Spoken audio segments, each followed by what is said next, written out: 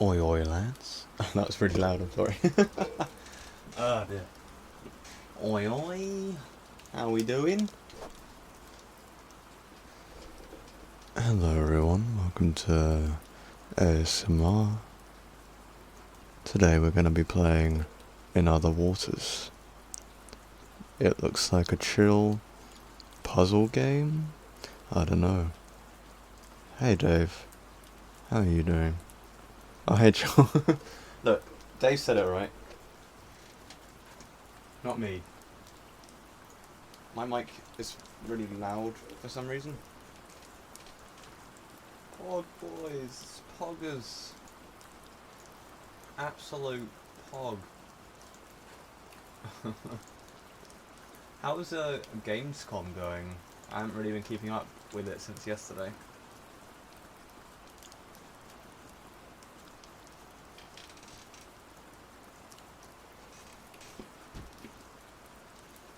Is it going well? Oh, full. More really? Is that all they're talking about?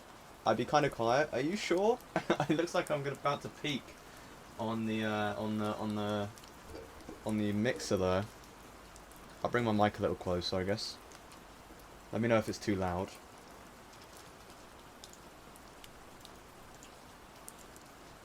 You seem okay to me? Alright, cool.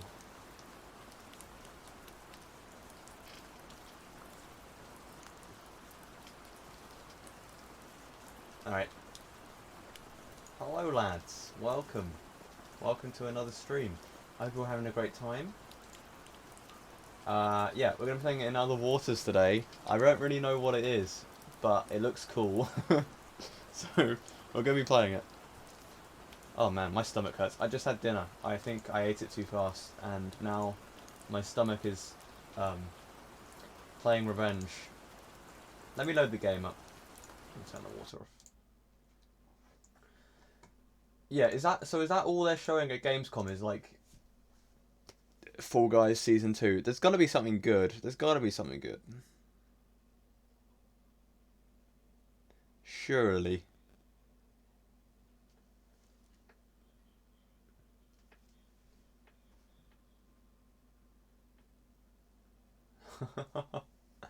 Oh man, that would be tough. There's not been too much yet. Bethesda are meant to be doing something. That's gonna be good, I'm sure.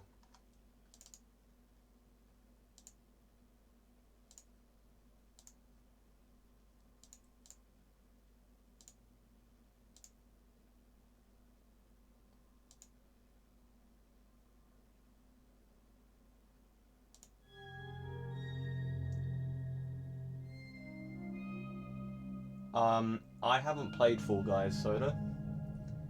I don't think anyone will hate you for that here. Yes, Avatar is amazing. It's a very, very good show.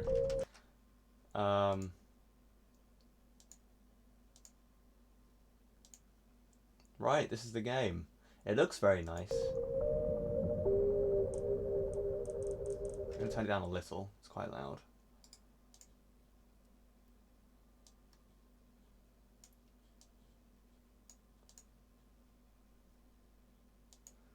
Apparently there's not much in it, so I played a lot of it, and yeah, it's not really what I was hoping it would be. New game. Taxonomy? Oh, right, percentage. Or something. Completion. Baikal, exoplanet extraction, transitioning. Is this like Subnautica? It kind of seems like it. So far, anyway. Fellow Traveller presents. I've never heard of this game developer.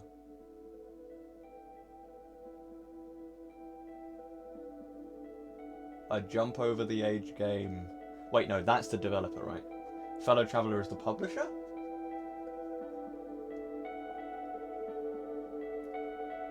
Gareth Damian Martin.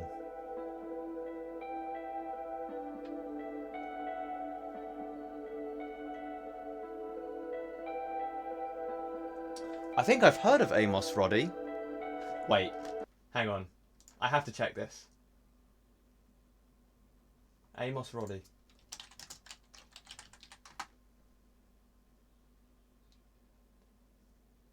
Yeah, he did Kingdom.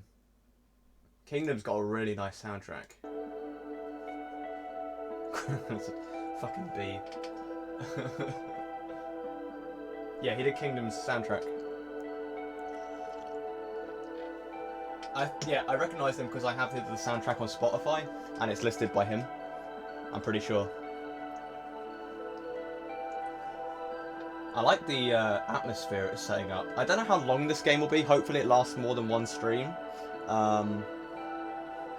I mean, I was fine with Inmost being one stream. Oh, that's cool.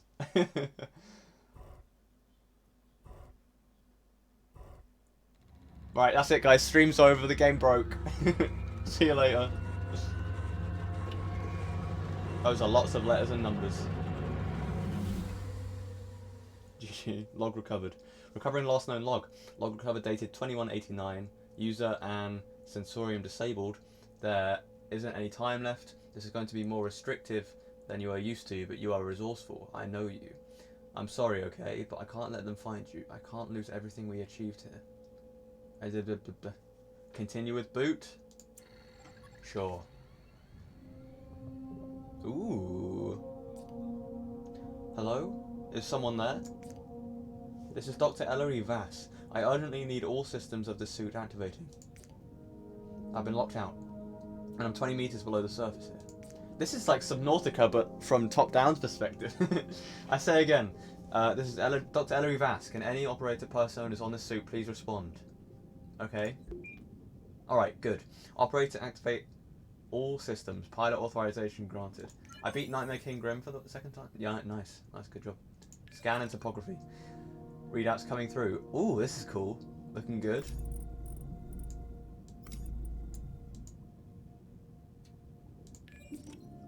I see the heading panel coming online. Excellent. Okay, good. The die panel is active. Current reading of 20 meters. This game seems funky. I'm kind of liking it already. Okay, utilities available. Let's see. Sampling, sample storage, terminal and retrieval seem to be installed. The power panel is activating. Plenty of juice. Oxygen panel is up, and I'm rebreather functioning. I'm off with reserve oxygen now. Okay. You don't seem to know what you're doing.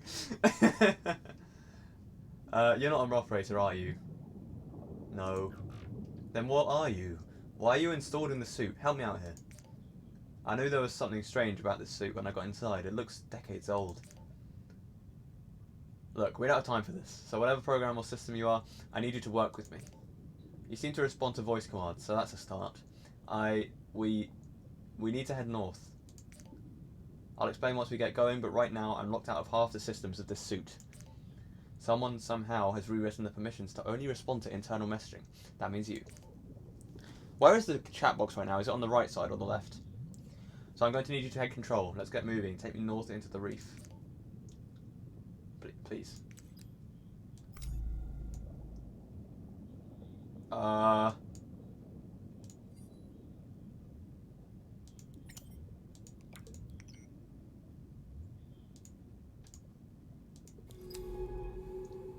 Okay.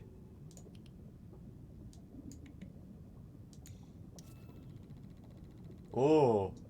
Southern Gully feature. Steep rock walls rise up towards the surface on either side. The floor is layered with pale sand. Oh, this is cool. I kind of like this. Good. Whatever you're doing, it's working. Let's keep heading north.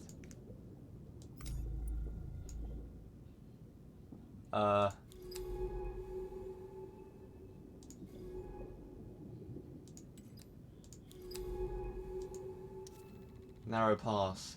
A boulder fills the passage, blocking out the warm light of Glaise 667 CC's 3 stars.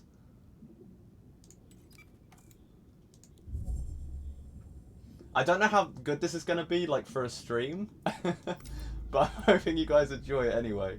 I'm already really enjoying this, so I'm going to keep playing, and I don't care what you guys say. Oh, okay, so we create our own waypoints. That's kind of cool.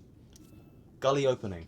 Here the passage opens out back into the dappled light of the reef's shallows. It seems interesting. Something tells me that you aren't interested.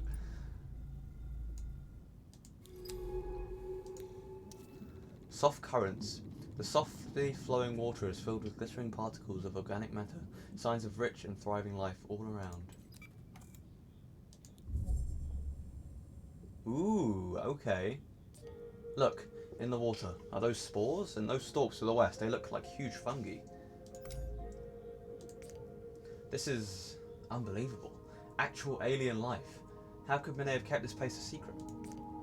I saw her notes at the base when I landed and some telltale signs on approach, but here it is. The first extraterrestrial life humanity has ever discovered. I can't believe it. Okay. We'll go towards them, I guess? Ooh.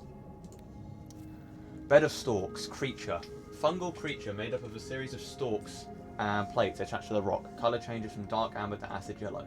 These stalks are beautiful. I wonder how they feed, how do they grow, how they communicate. Is this 2D Subnautica? Yeah, basically. This planet needs to be studied. Keep scanning creatures and I'll keep notes. Once you gather enough data, I can name and log each species here. No matter what happens here, this is vital work. So how do we do that? Oh god. I don't know what that means. I'll scan this, I guess. This creature's external membrane appears to be made of layers of chitin, like earth arthropods or fungi. Beds of these creatures coat the pale rocks. Are these plants or animals? They are unlike any earth coral or sponge. Protected by the ridges, southern nursery, from the strong northern current, this could be a safe haven for younger, softer species. Okay, let's go towards this one, I guess. They're running away. What were those creatures? They were hidden among the stalks. Quickly try to get a scan. What? Agile creature. Striped with luminous colours, these flexible flapping creatures move rapidly through the water with little effort. These are such lively creatures, and so colourful too. I'll start logging my observations. Okay, I'm really liking this game already. Like, I love this sort of thing. Are you guys enjoying this? Because I can just play this for my own if you guys... Luda Lomade, welcome to the stream. This is called In Other Waters. It seems to be... it's kind of like Abzu mixed with Subnautica, but 2D, top-down, more story-based, I guess? This is cool, dude? Okay, cool. I want to keep playing it. These creatures appear to maneuver with a series of siphon jets concealed beneath their folded mantles. They are incredibly fast. But the stalks here are furred with spores, which appear to have drifted down from the northern part of the reef. I'm seeing a complex pattern of contracting and expanding slits in this stalk's membrane. Also, how are you doing, Luda? Welcome to the stream. Keep going? Cool.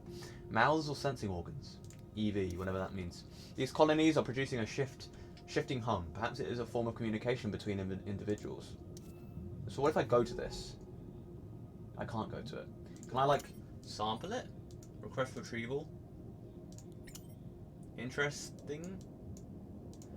I'm interested. I can't seem to do anything, though. We'll go here.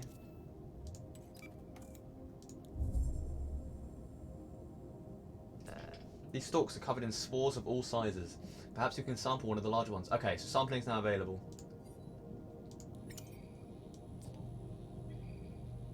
Oh god. I'm in position. You'll have to take the sample, open up the sampling utility. Fungal, 5%.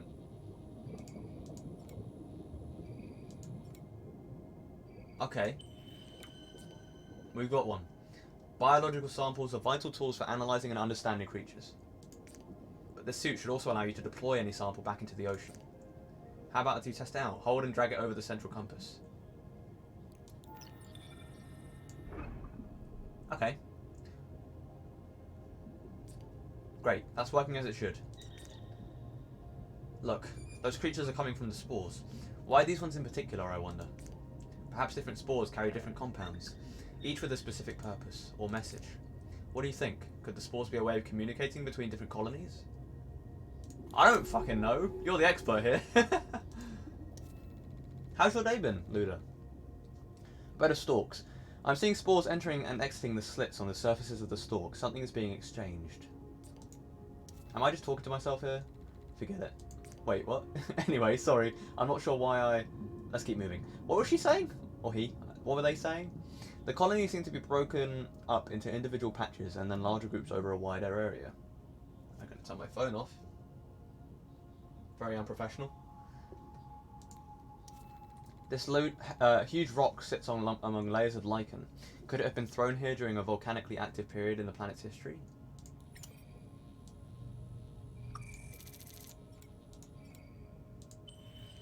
So what else can we do with this then?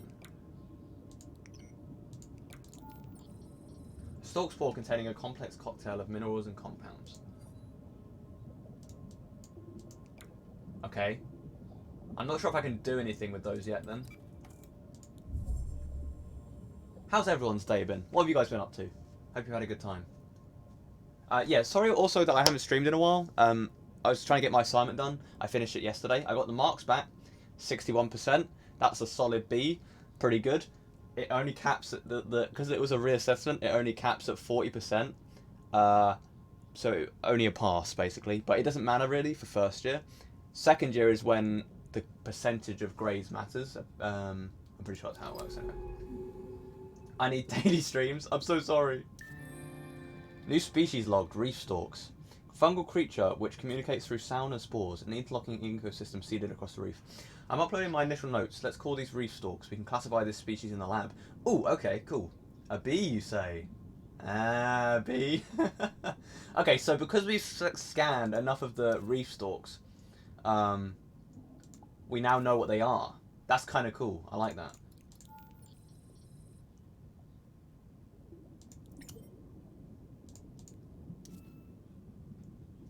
Okay, let's go up here, I guess. Silent clearing. What is it that dictates the reef's growth patterns? Sunlight? The flow of water? Whatever it is, that it must be absent here. Let's go.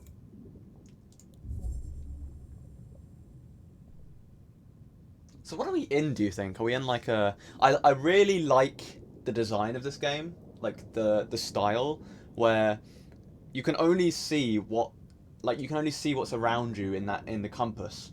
And everywhere else, it is the actual map, but you can't... We aren't there yet, so we can't scan it or whatever. It's really... I really like the design of, like, it goes from white to black. It's quite nice. It's nice to look at.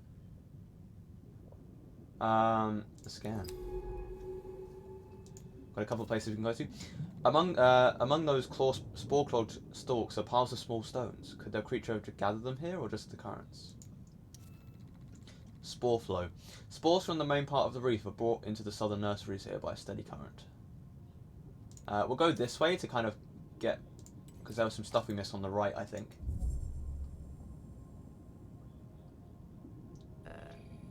Ooh.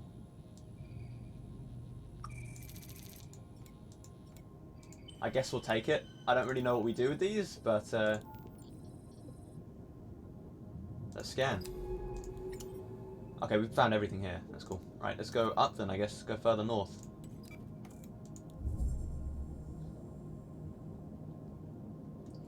Also, yeah, I appreciate the thumbnail for the latest vampire VOD, Dave. EE and TV Link branding. It's just blue and yellow. They're nice colours. What was that? The pilot said something and then said, forget it. Okay. Northern current.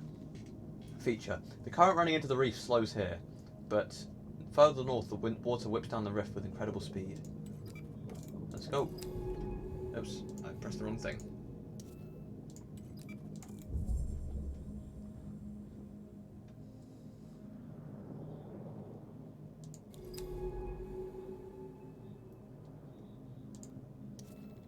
Long rift. Wide and long with sheer rock walls on either side. This deep rift channels unpredictable currents. So do we have like...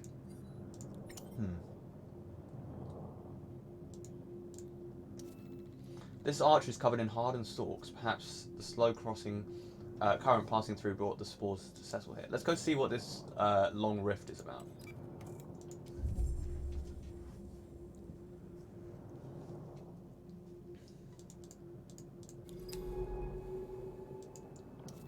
Strong current. Flecked with spores, this water runs fast and hard. The suit can't push any further north here without better propulsion. I can still go to it, right? Okay, I can't. We'll go to the arch then. I like the game feel. You guys know what I mean?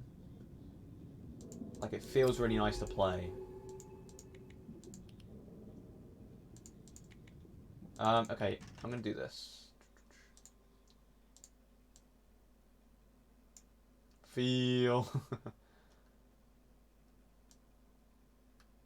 You guys are gonna be smaller now.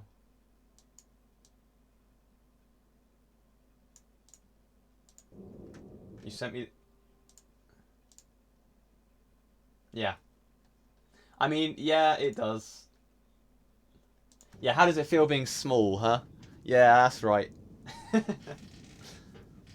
Right, we got some new stuff to look at. Large stalk creature. Static creature made up of one huge flexible stalk.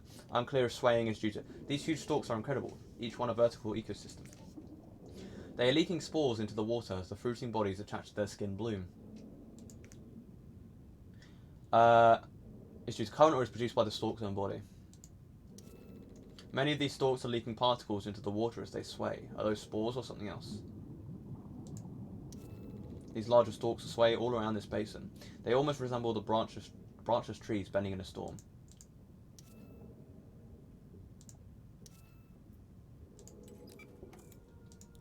It's no change for me, to be fair. Joel, on the other hand, I'm practicing. Oh, that was nice. Did you see that? The stalks responded to our movement. They extended as we passed through the arch. I didn't see. Perhaps it was the sound we made when we moved through. We should be careful not to get trapped here. This suit's power capacity is limited. But what happens if we run out of power?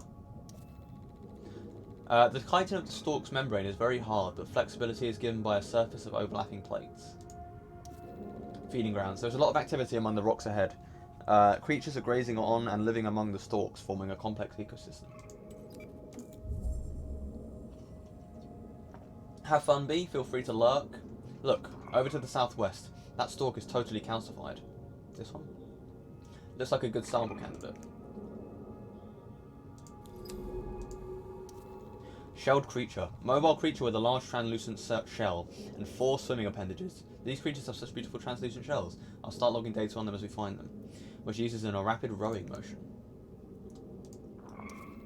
The plate of the stalk's surface passing over one another must be producing a distinctive hum that can be heard. These creatures must be related to the other stalks on the reef, but seem to have a separate purpose onto the lower beds. It's safe to assume that the singing of these stalks relates to the communication between colonies seen elsewhere on the reef. Calcified stalk. This huge stalk is totally still. Its plate hardened into a rocky shell. Can it be revived, or is this what death looks like here? I don't know. We're going to sample it. This stalk looks dead. Open up the sampling panel, and we can extract some of the outer membrane.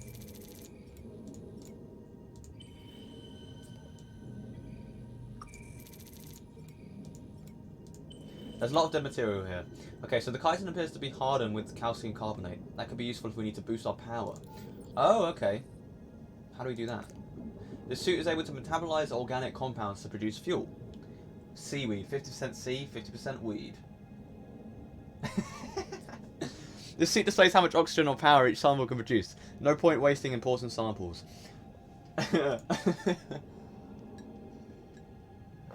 With these, we can keep on one sample so we can analyze it back on the base and use the other for a power boost.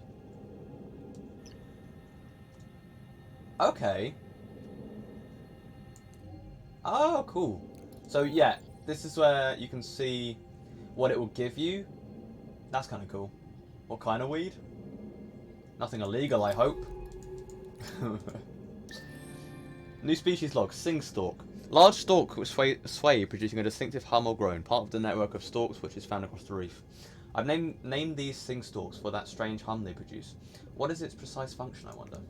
Hey, Jacob. I know. I haven't bought it yet. I promise, man. I will do it next stream. I just really wanted to play this one, but we'll do Stickman next stream. Oh, man. Well, I want to go up here first. because I believe there was somewhere up here we could go. You are so committed. Committed. Forest path. The growth gets heavier as we travel north into this stalk forest. Something about giving it that name makes it feel safer, more familiar. Vector blocks. Okay. Henry Stickmin? Stickmin? Yeah, Henry Stickmin. Exactly. Ooh. Shelled creature. These creatures glide among the reef stalks with great care and precision. They appear to be grazing on them. Overgrown pass. The space between the rocks here is thick with stalks. The elaborate patterns they trace across the reef are beautiful.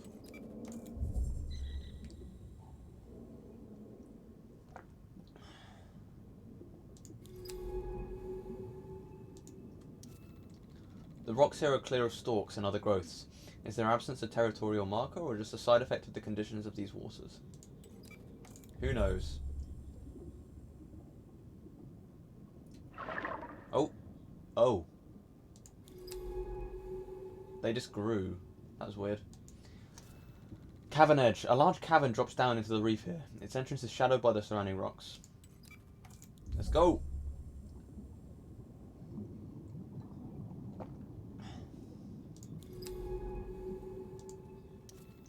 The water is still in the yawning entrance to the cavern. There are no signs of stalks or other reef life around the entrance.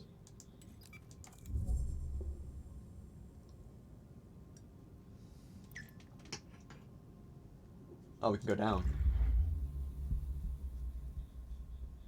Spooky. The patchy sunlight coming through the broken cavern roof is enough to allow stalks to grow here, if that is what they require. Okay, this is getting kind of spooky, boys. Tall stalk. A tall bubble-coated stalk which sits among reef stalk colonies covered in wide, irising pores. These tall stalks seem to watch over the smaller colonies or start logging notes. Glittering stalk. Sample candidate. Soft sunlight spills down onto a long, thin stalk stretching towards the light. A coating of large glassy bubbles glitters on its skin. Friend's brother is downloading Destiny 2 and I'm proud of him. No, you should be very not proud of him. That's what you should be.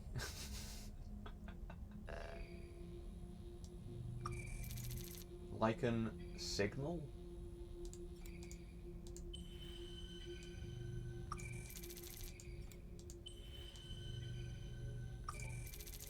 These gaseous bubbles are intriguing.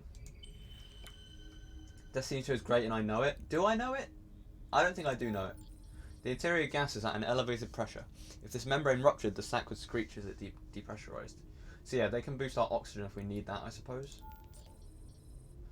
Is this part of the stalk communication system we've seen across the reef? Wait, I have an idea. Try deploying one by that block tunnel over there. I want to see how the stalks react. Just drag one over.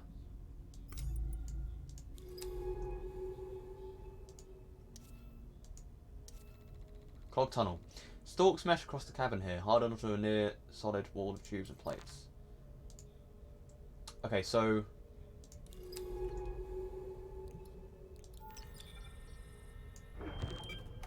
Ooh. It is a puzzle game. They retracted. These bubbles must be some kind of signal system. I'll call them shrill sacs for that squeak. We can use these to get through the heavy growth ahead. Blind corner. The cavern curves away in both directions here. It's hard to see the way ahead. Let's get moving. Let's do it. So I guess you were wondering where we are heading. There's a way station just north of here, on a finger of this reef. I want to find it. My shuttle touched down just hours ago at a floating research base to the south. That's where I found a suit. Omega lol. Destiny 2, good. I'm here looking for Dr. Mine Nomura, chasing a message all the way from Earth. I must sound mad, coming out here to a planet in the tail of Scorpius just to follow a message. Wait, do you know where we are? Don't you? No. But how? We are on Gliaz 667cc, a supposedly unremarkable world if it wasn't for all its life. Somehow, the exoplanet extraction core must have passed it by. But how did Monet know to come here? Is that why she contacted me? To verify her discovery? But then where is she? Spooky. Let's find that way station. Then I can start piecing together what's going on. Okay. Thin passage. The cavern narrows here, and small eddies of water twirl in the silt. Let's go.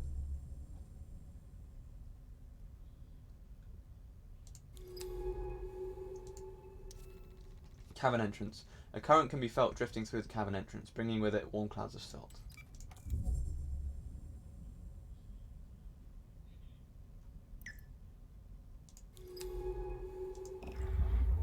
Up we go.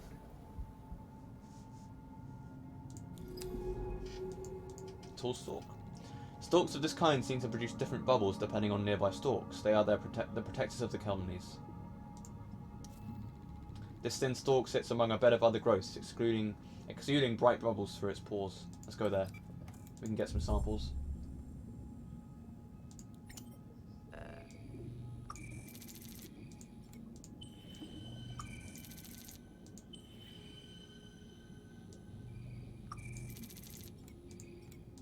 Cool. My lip really hurts. It's like there's a weird pain there. Large clearing. I can't help but feel some unseen process is shaping the growth patterns of this reef. What invisible borders am I crossing? Rock outcrop. The scattered boulders and steep rifts of the southern reef suggest a violent geological past. Well, let's go to the large clearing first. Then we'll come up because there might be something over here. Oh, okay, there's nothing over here. Cool.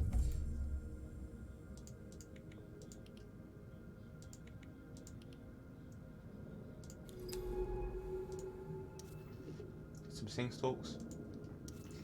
Isolated stalk. Unlike the other specimens, this large stalk sits alone, away from the lower beds. It is hard to tell if this is the beginning of a colony or its end.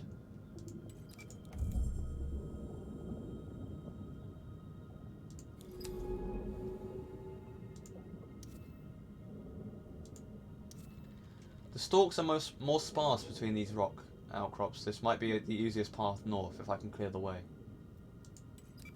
We should be able to. We have plenty of signal things. Whoa.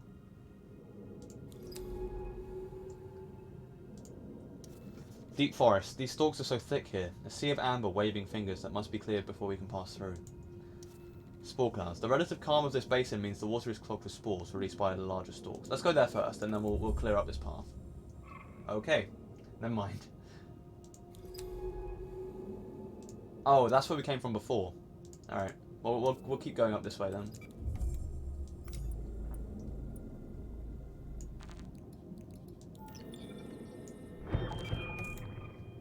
Let's go. That's a really cool feature, actually. I really like that. Navigating these dense growths is like finding your way through finding your way in a labyrinth, moving from clearing to clearing with little sense of what's ahead.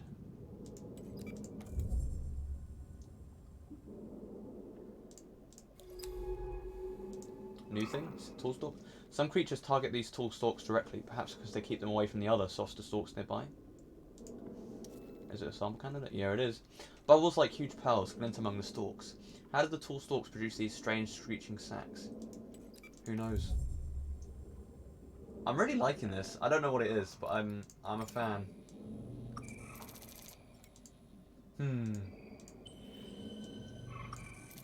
Indeed.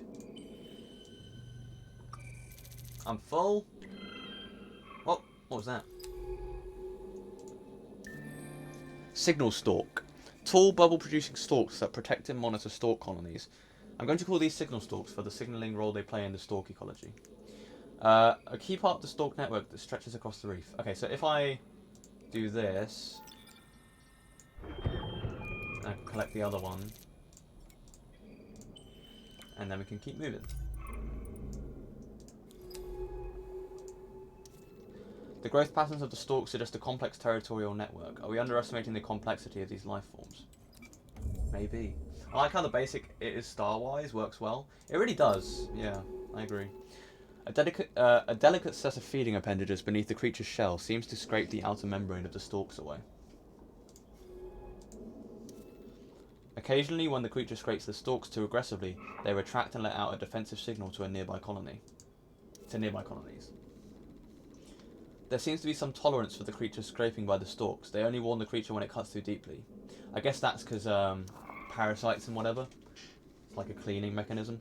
More bubble-producing stalks. Are they sentries designed for early warnings or last-ditch efforts, defences of the colony's core? East and west are stalks as far as the eye can see. They fade off into the towers of a miniature city.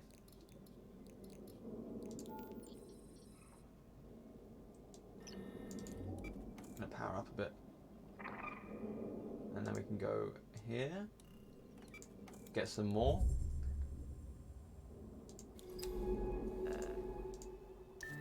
Stalk scraper. A large creature with a translucent shell and jointed legs for swimming and feeding. Grazes on the membranes of reef stalks. I'm naming these stalk scrapers for obvious reasons. You can check my notes back at the base. This isn't a forest, but it carries the atmosphere of one, being immersed in interlocking natural processes of life and death. It's blocked. Okay, there's something up there. Oh, okay, Singstalk. I guess we'll go through this way. I want to sample first. Man, my lip really hurts.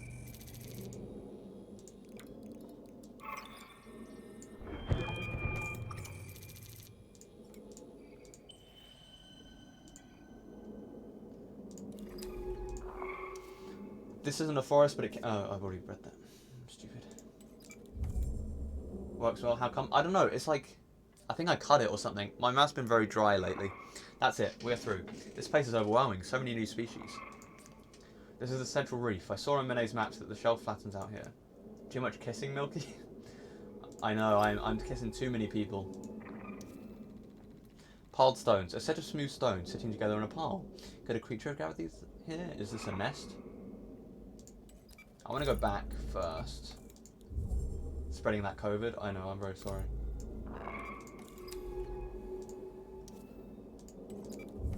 What's through here then? Oh my. Wait, so what's this way? Spore clusters. Spores from the stalks seem to be massing here in large clumps. This might be a good place to sample them. These two boulders are covered with tiny stalks, a coating of amber fur waving in the currents. Let's go up that way first. Because we don't actually have any space, do we? Yeah. Do you just scan stuff? It's the journey, Joel. I feel like I'm exploring a new world, alright? You're just scanning stuff. Unbelievable. The last line of thick stalks before the sandy plains of the central reef. Also, this is just the beginning. There's probably more features, mechanics coming soon. Sorry, I was pretty rude. I didn't mean to be so rude. I'm sorry.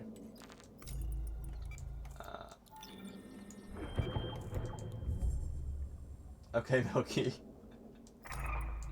Listen, right? This game's cool. You just don't appreciate it.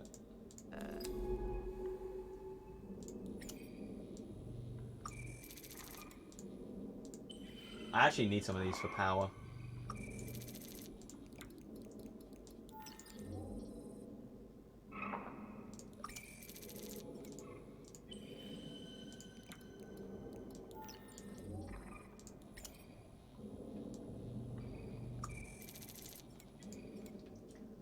I don't understand art like a true gamer. Exactly. You're just not a true gamer, you know? That's just what it is. That's just what it is. Ooh. Fast boy. Flitting around the reef, these creatures chase stalk spores with great enthusiasm. Is this their primary food source? Oh, there's another one. These creatures aggressively pursue certain spores but ignore others completely. Can they detect differences in mineral content? Alright, let's go back. All I would say is that this game sucks for me when it comes to thumbnails. Why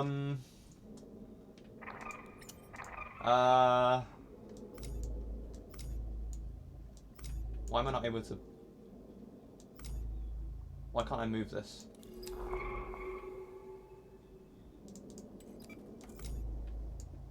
I can't move right now. It won't let me move the compass. Okay. Just have a thumbnail of Milky looking really interested. Like this. Wait, I'll make it... Hang on, I'll make it better, so better resolution. So you have a nice... There you go. That's your thumbnail.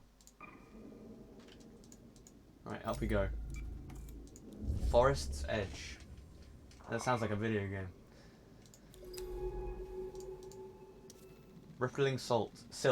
Ripples of silt bounce sunlight back up through the water, giving it a golden glow. Shady outcrop. The water beneath this outcrop feels cool, oceanic. Soft current scrapes sand from the rock face. Let's go up this way. Let's follow the edge here. I guess it's not the edge.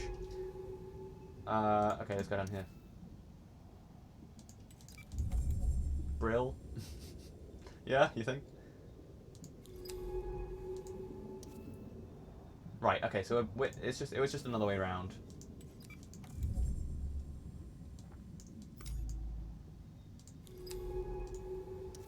Central plain. The center of the reef is flat and sandy, with few rocks to attach to the stalks. Struggle to seed. With few rocks to attach to the stalks. Okay, there should be a comma there. With few rocks to attach to, the stalk struggles to seed these waters. Jesus, that took me a while. Ooh, there it is. I see the way station ahead. This thing? A way station set up by Mine Nomura. It's seen better days, but it still functions beneath the coating of stalks. Ooh, I like the music. This place is looking a little worse for wear. Let me see if I can find an access port. Mine never did take care of her equipment. Some things never change. Sorry, give me a sec. I'm just trying to... Got it. Okay, we should be able to access any data stored here. Just open the terminal and take a look. Map data. Sync complete. Data released to pilot's console. Logs have been cleared. I expected that, given the secrecy Mine seems to be operating under. But the map data mentions something Mine calls the Bloom, out across the Northern Rift. She's been going back and forth to something there, studying it. A unique species, perhaps? Mine, what were you doing here? Why were you keeping this discovery from the world, from me? I think they might be together. I'm talking to myself again, or to whenever you are. Sorry, I didn't mean... Let's head back to the research base. I need to think. With this way station operational, we can call in the base's retrieval drone from the utility panel. This drone will be able to pick us up from any area we've got map data for. I see.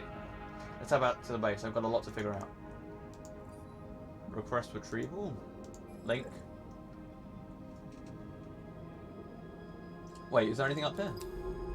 Oh, there is. There's lots of stuff. Large, smooth pebbles sit in the sand and beyond. I can see the sun catching the amber terraces of another stalk forest. The pale sand is unmoving here, but to the north I can see the yawning chasm and strong currents of a wide rift. The stalk is leaking spores from a wide slit in its side. They are carried across the soft sand by the currents coming from the east-west. We can't go any further. It's making us go back to the base. Transitioning. Please wait. Safe mode.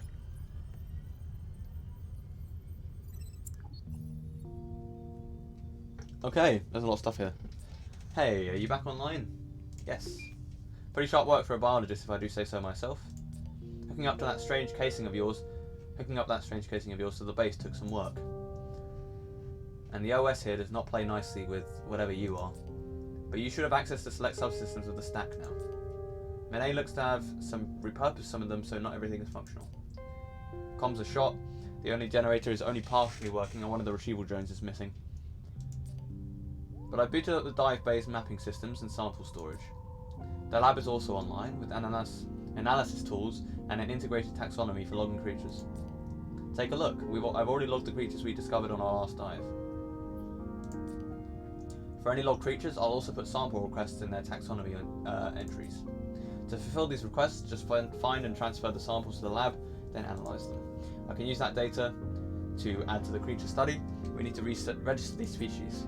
Head down to the lab level and take a look. I'll also mark sample requests on the dive map. That way we can grab key samples for our studies while we're out in the ocean. And we're going back out soon. While you're offline, I spotted a signal, a suit transponder. You can see its location on the dive map. Where are we currently? Bay. I want to find it. A suit transponder means a suit, and a suit means Mine. Or someone else. I need your help. That suit takes both of us to pilot it, and it's the only one I've got.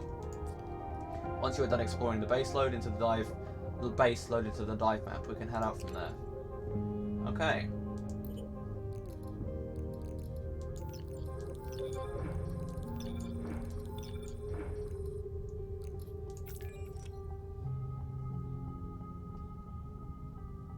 Cool.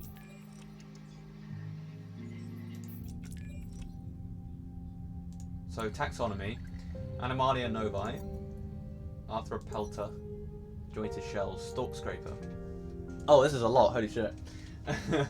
Stalk scrapers are large translucent shelled creatures with a distinctive swimming motion, which feed primarily on stalk colonies. Surprisingly nimble despite their size, stalk scrapers use some of their modified limbs to swim through the water, and others to scrape away the chitinous membrane of the stalks. This is tolerated by the stalks to some degree, although they will also deploy shrill sacs to scare the scrapers away. Stalk scrapers... Oh, Evie is her initials. I see. Okay, I'm stupid. Stalk scrapers seem to be one of the more socially active of the reef creatures and will call to each other when grazing or when frightened. Each specimen has a unique cloud pattern on its shell. I wonder how these are formed and what their significance is within communities. Behaviour, food sample analysis requested, theories, study completion required. Okay. Reef stalks. How do I do the thing? Reef stalks. I'll look at this later actually because I want to. Oh, is it this? Okay. Lab analysis complete. Taxonomy updated. Further analysis possible. Well, how do I analyze it further? Do I have to get multiple samples? Multiple taxonomy entries updated.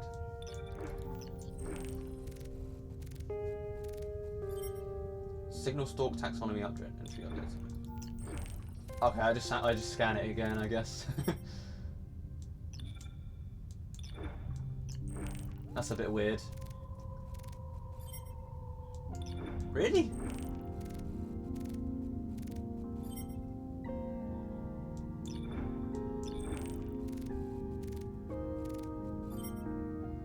Further analysis possible.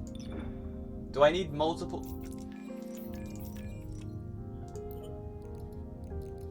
Okay, let's get this one.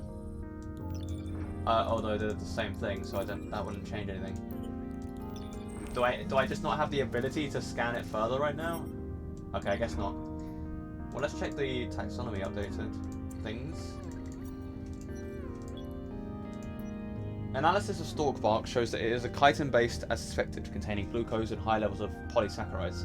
This makes it an ideal food source for the scrapers, but not only this, it makes stalk membrane a vital substance for lichen scraper shell formation. The more stalk membrane consumed, the larger and thicker the scraper shell will become, which explains the variance in scraper shell size and translucency.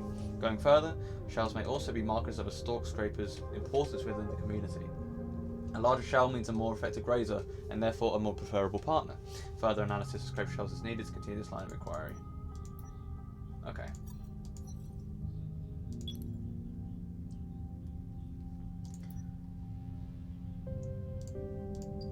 There's lots of things. I'll read that later. Ellery Vaz. 34% efficiency, that's not very high. Med subject. Oh, okay, there's also different stuff here. Right, let's go to the dive map, I guess.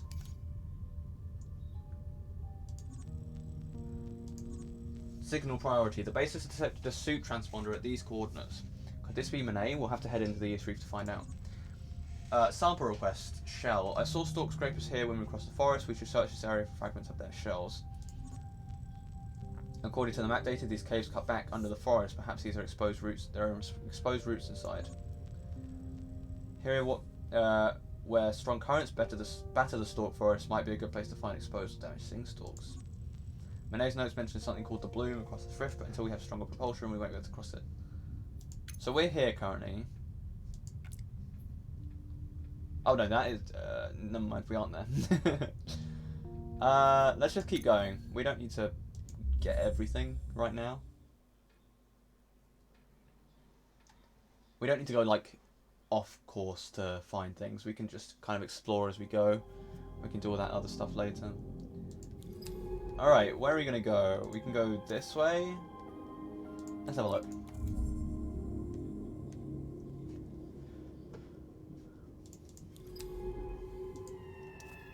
Metal debris. It looks like Monet had to salvage parts of the base to build what she needed to survive. She must have been here many months before I arrived.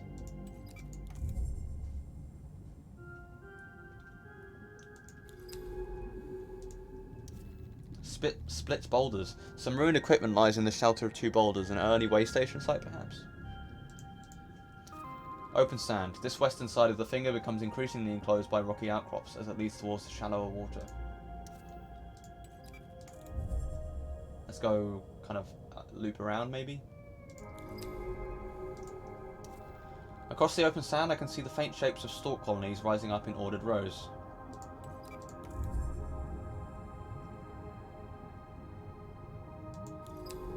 Man, my lip really hurts.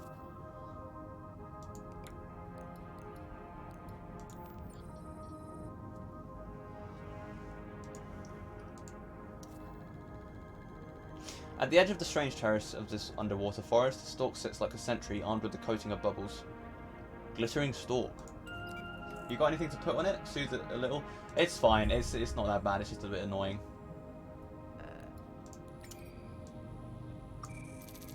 Shrill sack.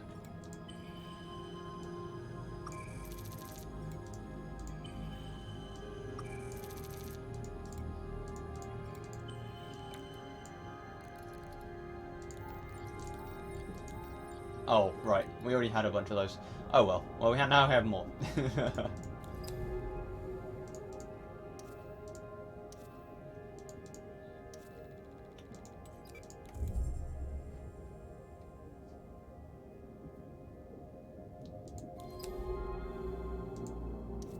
Row of stalks. Unlike in the southern reef, the stalks are ordered in curving rows, tightly packed and evenly spaced. I'm assuming it's blocked. Yeah, okay.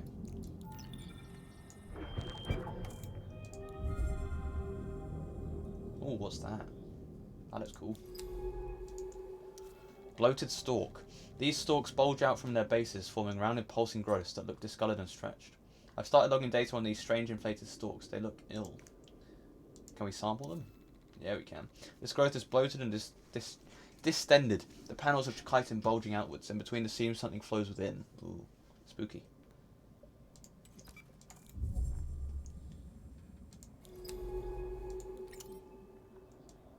Wait, is it not a sample candidate? Why did it say it was a sample candidate if it's not a sample candidate? Oh, is it because I'm... What? Okay, I guess it's not a sample candidate then.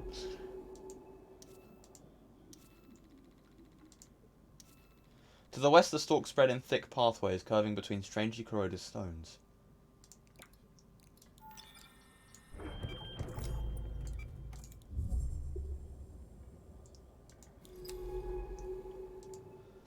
Stalk pathway. As they curve south, the stalks meet the rising wall of rocks which shelters the southern reef. The membrane of these stalks is thin enough to be translucent in areas, stretched to breaking point by whatever is inside. These curving avenues of stalks seem to mark a loose perimeter around each bloated growth. Why?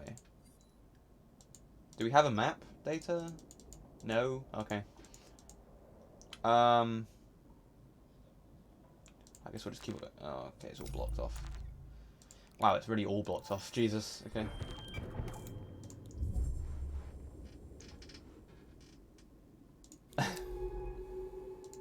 I was thinking, like, maybe I'll get some viewers tonight. I was like, oh, wait, I'm playing this game.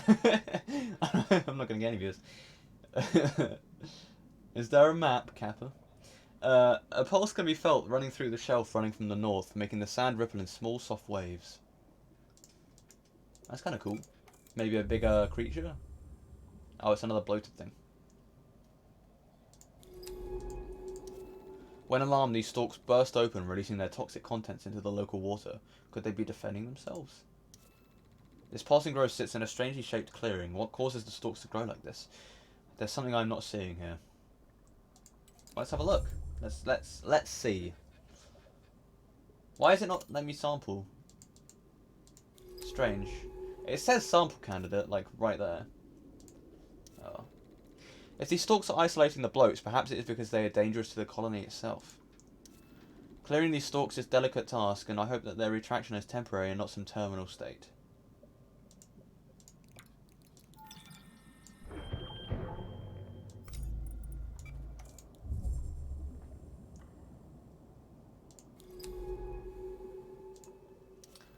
These bubble-skinned stalks keep their distance from the bloats as if they know the danger they pose to the stalk colonies.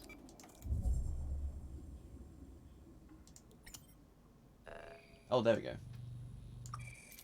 Oh, it's just more shrill sacks. Although I do need them, actually. Because I'm starting to run a little low.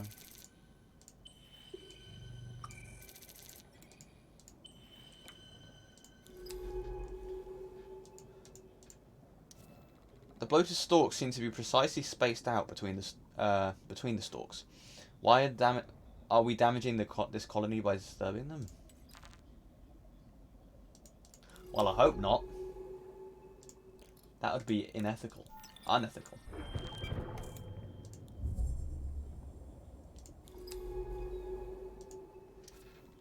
The pulsing, pumping rhythm of these stalks contractions suggests that some process is happening inside them. Some vein or root must run through this spot as the sand rubbles with unseen movements. Are all the bloats connected? Maybe.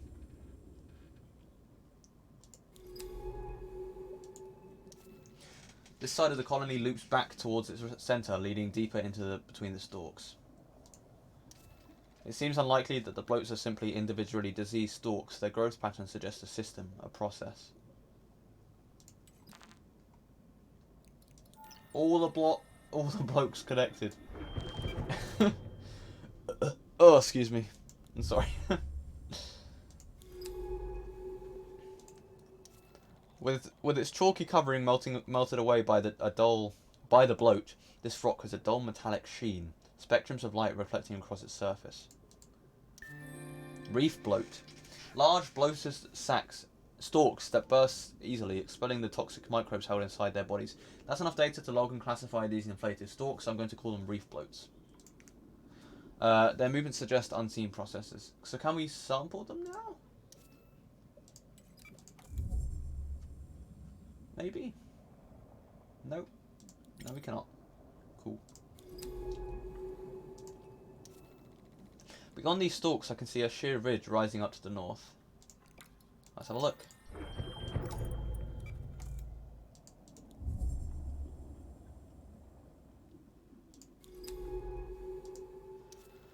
North of here, an angular ridge ascends, cutting the shelf in two. The only way further is north to cross the rift to the east of here. Okay.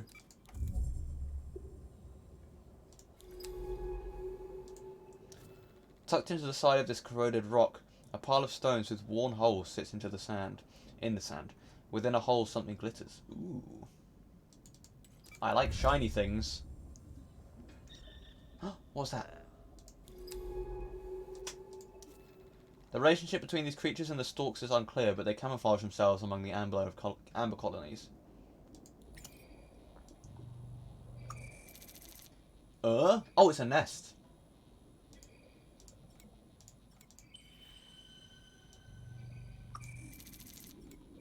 Wow, they're really good for power and stuff.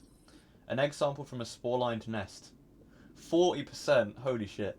Well, we don't need to use them now. I want to keep them, if possible. For scanning. Beyond this tall stalk, layers of thick growth surround a maze of rocks, blocking the passage back east. Should I be taking eggs from nests? That feels a little not good. Some more short sacks.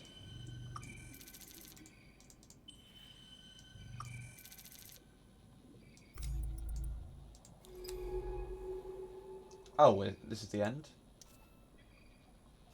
Okay. Well, back we go.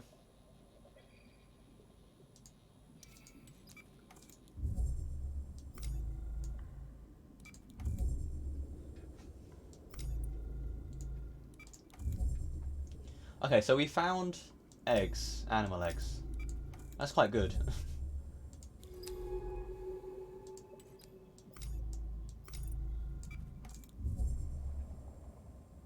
And there's more stuff to find here.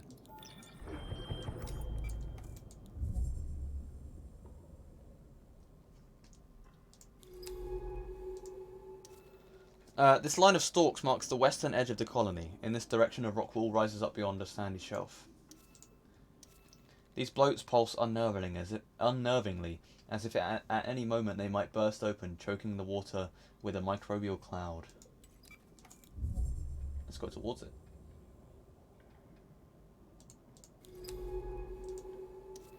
To the west stands the final pathway of stalks before the colony fades out into the sand and rock. I want to go... we'll go this way. Oops, I didn't mean to do that.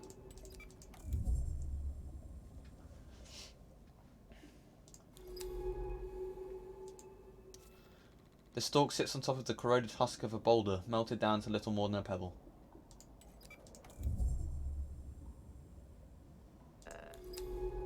Ooh, sampling it.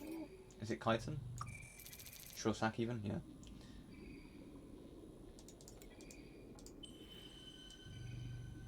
Yeah, we're full. Okay, that's back where we came, so let's go northeast, I guess? Or east? No, west, sorry. I know my directions, I promise.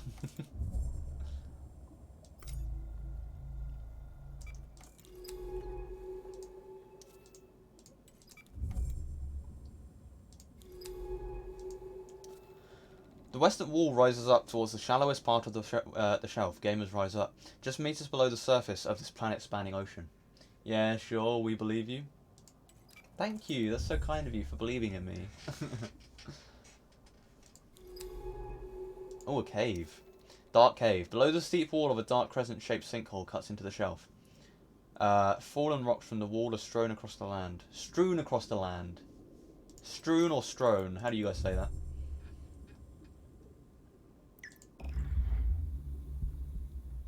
Strewn?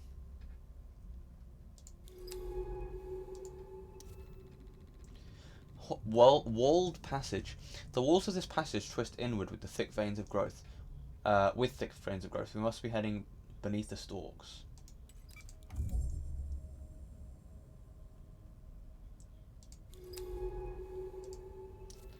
Bloated roots. Thick bloated roots poke through the rock walls and something pulses within them. This is a rare chance to sample the stalk root network.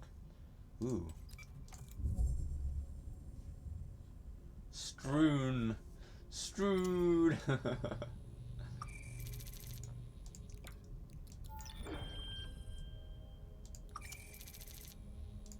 Whatever this is.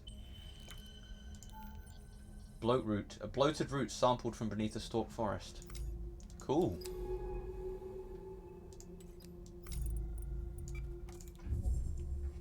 Strewn. Strewn.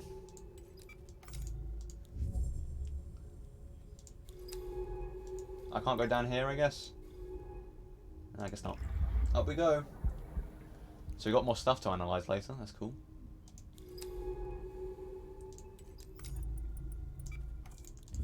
Let's go back, I guess. We'll loop round. Oh. All the stuff's back, okay. At least we know it's temporary.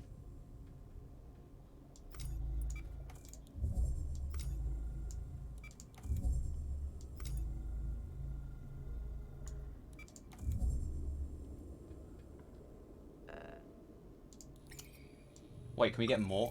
Oh, we need Shorsack actually.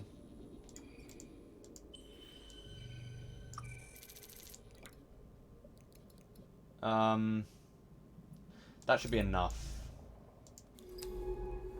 Hopefully. It would be easy to become lost in the complex patterns traced by these rows of stalks. I wonder where they lead.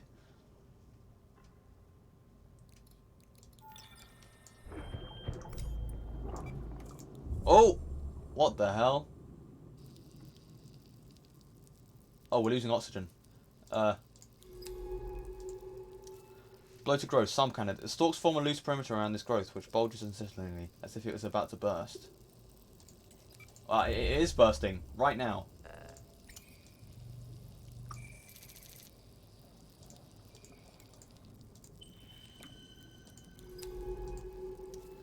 The stalk seems to be going around the bloated growths, isolating them from each other. What purpose does this serve? I think we figured out what purpose it serves. It's to stop this from happening. Alright. Cool. This, the rock behind this growth looks as if it has been melted. Its layers whirl in distorted forms, revealing a metallic core. Sat silently among the terraces, this stalk bristles with bubbles waiting to breach at the first sign of a predator. You can get some more shrill sacks. Are you full now? Okay, well let's use up one here and then we'll get another one.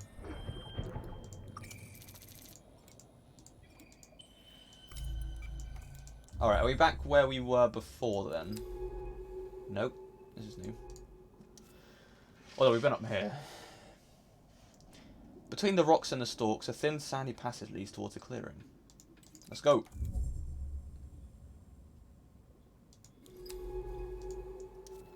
A small clearing between the avenue of stalks. To the west, their ordered rows dissolve into the chaos of the southern forest.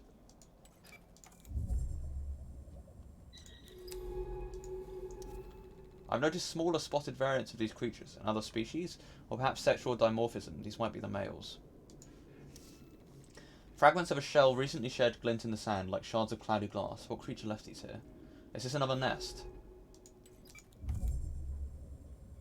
Because there was like, you know, he was hiding about. Ooh, a new thing.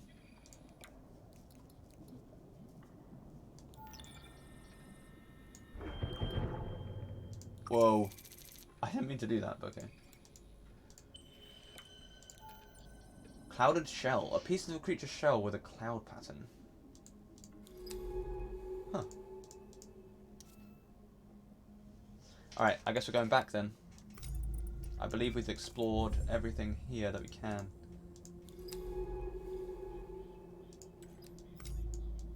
Oh, I can't. Oh, it's doing that thing.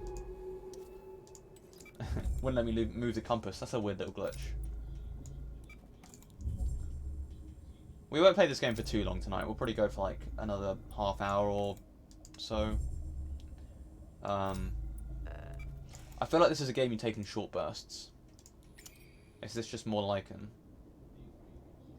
It isn't.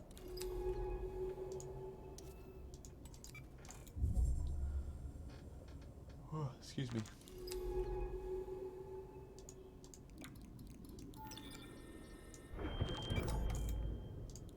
We're running out of shrill sacks, although I think we're out of this area now.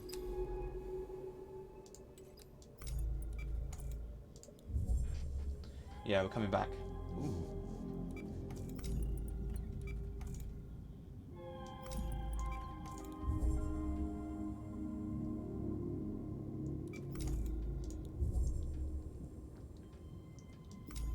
The music definitely is reminiscent of Kingdoms music, which I'm all for.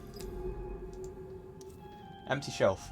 Outside of the shimmering perimeter of the western stalk forest, almost nothing lives or grows on this finger of the reef.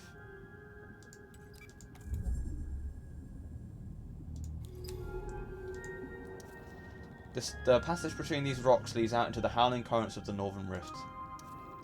The central reef way system lies within a bubble of calm, but just to its north, a massive rift brings strong currents through the reef.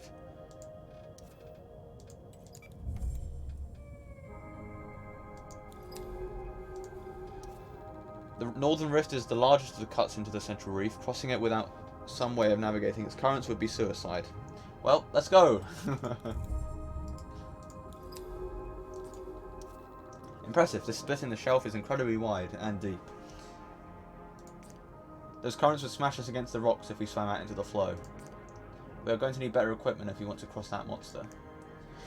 Flecks of spores and other organic material whip past into the current, dragged into the dense stalk patches in the west. Yeah, okay. Well, it's worth a shot. Oh, we're back here again, okay.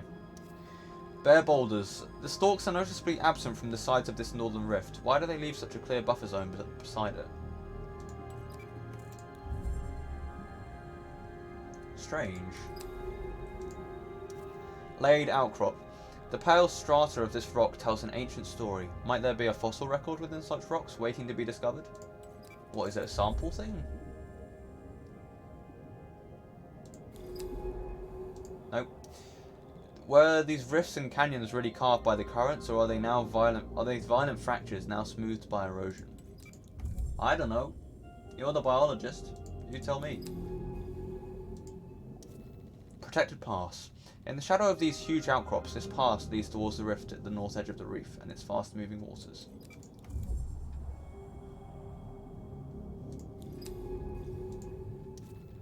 From here, the reef descends into the unseen deep. Spores spiral it by in the fast-flowing water. What else lies out there?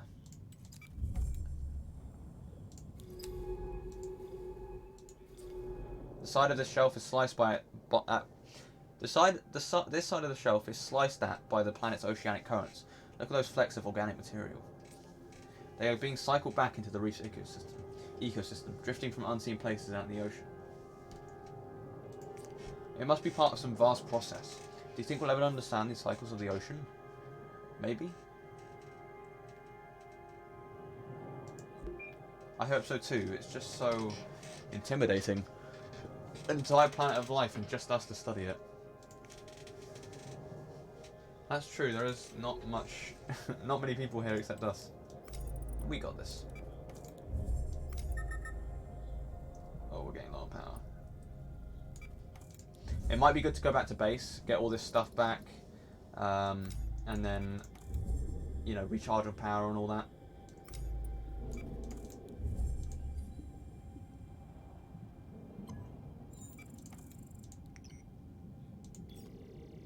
Oh, okay. That's kind of cool. So you don't have to go back to base, you can just recharge it. But I do want to, because there's a lot of stuff to analyze. Oh, my leg. Oh, it's going numb. Oh no. Guys, my leg's going numb. I think I'm dying. Ow. Oh, wait, I need to actually put it in the storage, don't I?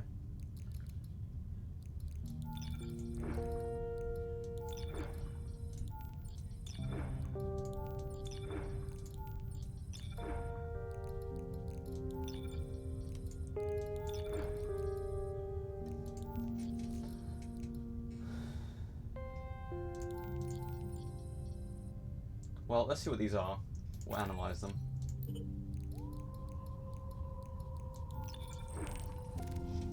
Bloat root.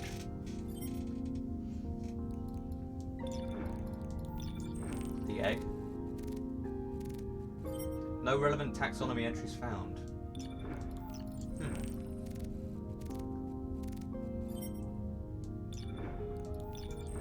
Well, this will be for the I forget what it's called. Stalk scraper, yeah. Okay. Let's have a look.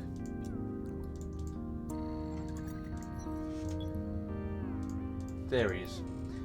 Chemical analysis of a stalk scraper shell confirms that not only are they made from stalk membrane materials, their distinctive cloudy coloration comes from stalks too. Stalk coloration, like most fungal coloration, is reflective of the local water acidity and the medium the fungus grows in. This variance of amber, orange, yellow, and even green pigments is passed directly to scraper shells when consumed, resulting in beautiful whorls and blobs of colour. A scraper shell is a living record of every stalk colony it is fed on, and therefore a marker of territory and social standing. That's kind of cool. Scraper shells could be used to help study the entire reef and its shifting ecosystem, each one a chemical map of the local history, readable for those who can learn the significance of its forms. Oh, that looks cool. I like that.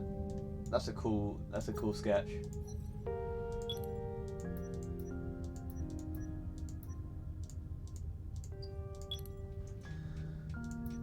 Analysis of the stalk bark sample has given some new insights into the sing stalks. Their entire biology is compressed into the chitin plates that surround each specimen. They are completely hollow. In fact, rather than being a single large stalk, sing stalks are actually many spirally entwined stalks which weave together to form a pillar-like shell. The scrapings of these stalks as they move against one another produces a stalk's harmonic hum, which may not be a form of communication with other colonies as first thought, and instead a kind of internal metronome. They're to synchronize the movements of each individual stalk within the weave of stalks. But if the sing stalks are the bark that surrounds them, this brings with it a new question. What do sing stalks contain? Further analysis is needed. Spooky. Signal stalk behavior. Shrill sac laboratory analysis shows that they are formed from a coating of mucus, sealed around a pressurized mix of oxygen and carbon dioxide. The oxygen shows that these signal stalks are able to absorb oxygen from their surroundings, perhaps through their large pores. Meanwhile, the CO2 must be the result of a fermentation process within the stalk itself. This suggests the presence of a fungal symbiote similar to yeast within the stalk, and the possible production of ethanol as a byproduct of this process, though a tissue sample will be necessary to confirm this. Shrill sac productions, meanwhile, seems to be a precise art. The pressurization, gas mix, and size of each shrill sac could differ from stalk to stalk, meaning that warnings can be directed to particular colonies and even individual stalks if necessary. The reef bloat. Oh, we already have the full thing on this. Reef bloats are a large bloated stalk that can be found at the western border of the reef. Intimidating in their size and distorted shape, they resemble inflated, sporing mushrooms, covered in nodules of rampant fungal growth. Their membrane, which is stretched by the bloating process to an almost translucent sheen, is darker than a typical stalk, making the stalks themselves a shade of sickly orange. Is there going to be a point where these creatures become very large and we start getting attacked? Because we haven't even come across plants and bacteria yet. What role the bloats play in the reef stalk network is not immediately obvious, but their pulsing, pumping motion suggests that the bloats are either processing or producing the toxic microbes that are contained within their fragile membranes. Without analysing the microbial colonies themselves, this will be difficult to ascertain.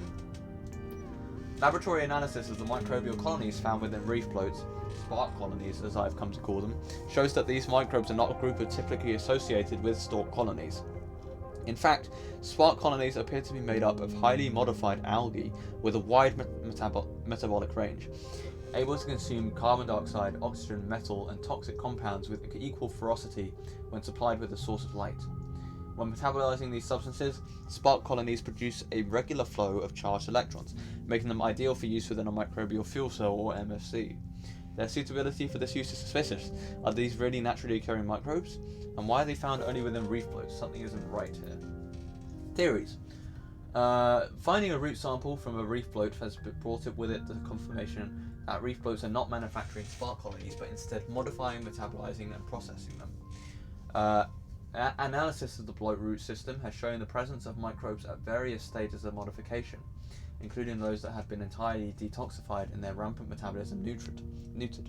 If all reef bloats are connected via this root system, then they may be part of a large-scale cleanup operation with the aim of eradicating these aggressive microbes.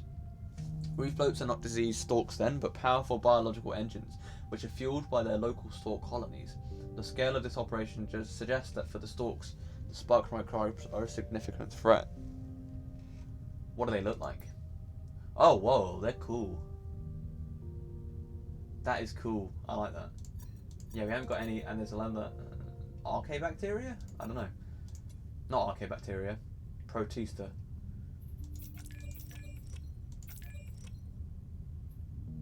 Right, let's go back.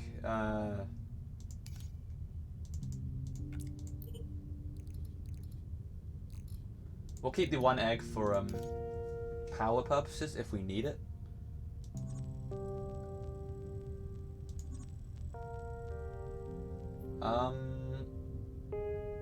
I mean, we found the scraper thing without even going over here. Oh, maybe we did. Maybe we travelled all the way over here. I think we're going to come through here anyway, so we'll just take the whole route.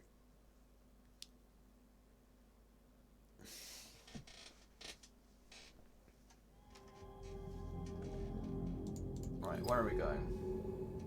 Down this way.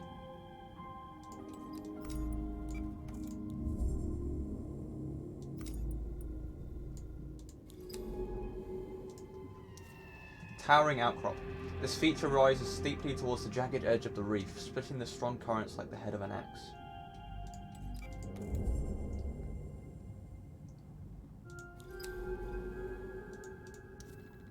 The stalk clings to the edge of the nearby outcrops, away from the loose sand of the central reef. We don't need those right now. Maybe we do actually. Let's go get some.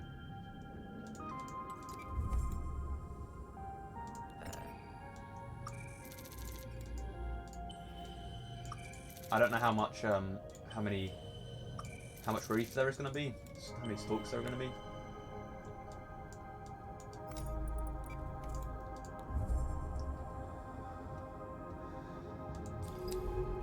Let's make our way east to the source of that transponder signal. I don't know what to expect. If the transponder is Monet's, there's some history between us, but I haven't seen her in years. Not since... Look, you don't need to worry about it. Let's just find her. Narrow gully. The walls here have been smoothed into soft ripples, the sign of a strong current descending from the north. Here the gully opens out onto one of the rifts, cutting deep into the bedrock of the reef. Let's go up first, because I don't think that's the right way, so we'll just get everything we can from here. Ooh. These stalks block the gully, but also the strong currents behind. Even if we clear them, those currents will still block our passage. Okay, so we can't go through there yet.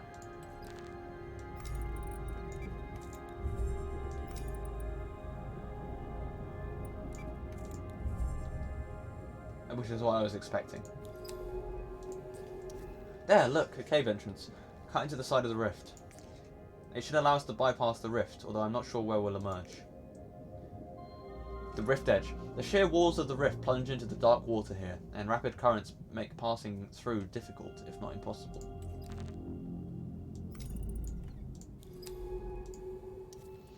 Hidden shelf. Protected by sheer sides of the rift, this shelf leads down to a small cavern entrance in the reef wall.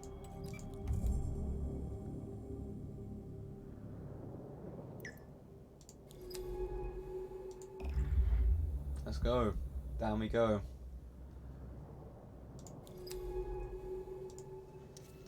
Curving passage. Ew. The round mouth of the cave stretches away into the rock. Stalks hum quietly in the dark.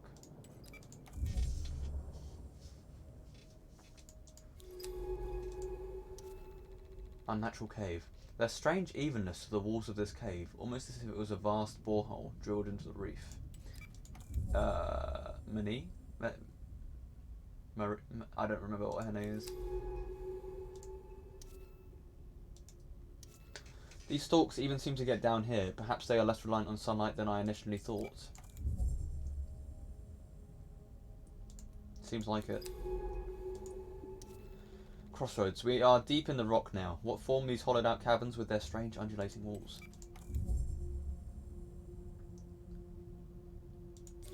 I wonder how the stalks survive without sunlight. Maybe they are fed by the forest above. What do you think? No worries, Dave. You can do what you want. Maybe? I'll just agree. It would make sense, a network of colonies tunneling through the entire shelf. We found there's some really cool, like, once you complete an analysis of a species, it gives you a sketch of what they look like. They're very cool. They look nice. What's this? Is this a sample thing? Yeah. Protecting a small underground colony, this tall stalk signature coating of bubble glints in the dark. Let's go this way. Get some samples.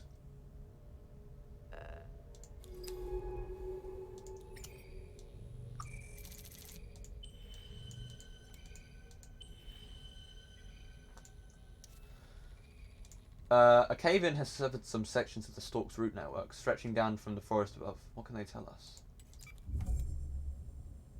What can they tell us?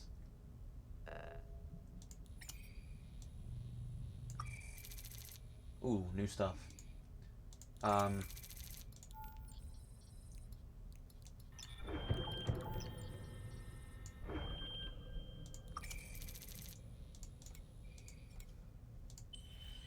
I always love me some new stuff. Stalk root. A tangle of silken roots from a stalk colony, carbon enriched.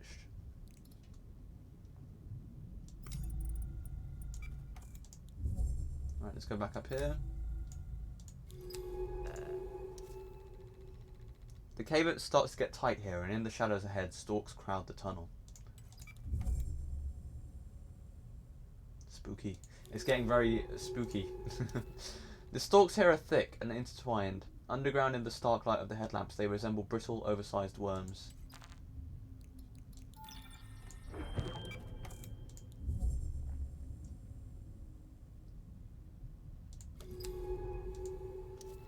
Bright light from the east of this large cavern is broken up by tall pillars, casting strips of light and dark walls across the smooth, walls.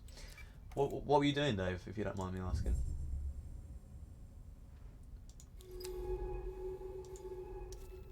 Broken pillar. These pillars punctuate the cavern, stalks crowded around their bases. They support the vast weight of the reef above. Another bloated thing. Sporing stalk. These dome stalks are pumping out clouds of short-lived spores. They look like the oversized mushrooms. These stalks are filling with water with the water with spores. We should start logging information on them. Pulsing growth. These bloated creatures are pumping clouds of spores out into the water. Around them, stalk colonies rise out of the sand.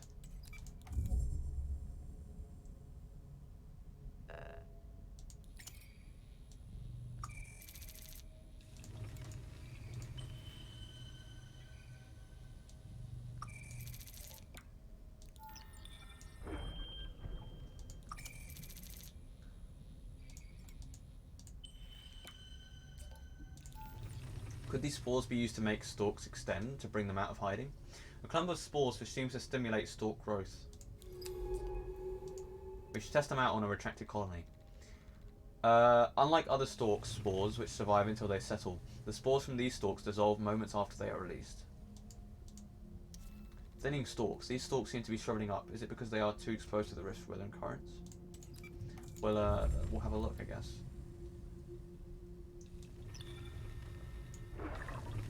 Ooh. I guess it did work. These sporing stalks seem to require very particular conditions to grow. I've seen so few elsewhere on the reef. These large growths seem to be sustaining this colony with their spores. Perhaps they carry nutrients, even chemical signals. This long stalk sits quietly beside a dying colony. Soon there won't be anything left for it to protect from scavengers.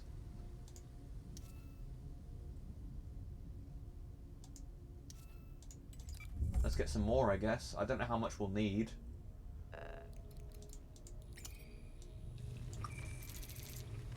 Soothe spore.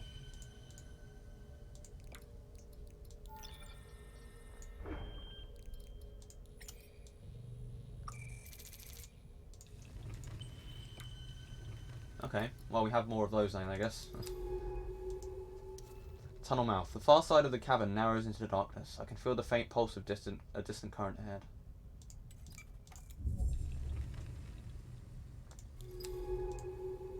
Smooth passage. A current must have once run down this tunnel, scraping the walls into smooth lines. Now the stalk blocks the flow.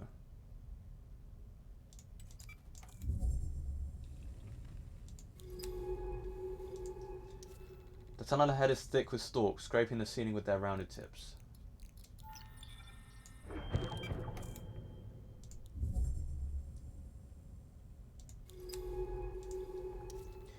Bright passage. Light filters in from a large opening, making the spores drifting in the water glitter like sparks. It's very romantic. Tucked behind this pillar, perhaps this stalk grew here as an early warning for predators coming through the mouth cave. Cave mouth. Jesus, I can't I'm stupid.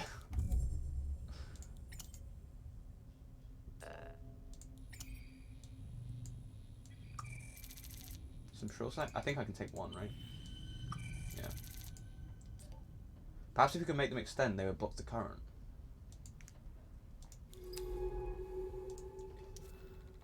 The cave mouth ahead leaves this passage exposed to the full force of the northern current. Blocking it somehow will help us pass. Okay. I'm kind of smart.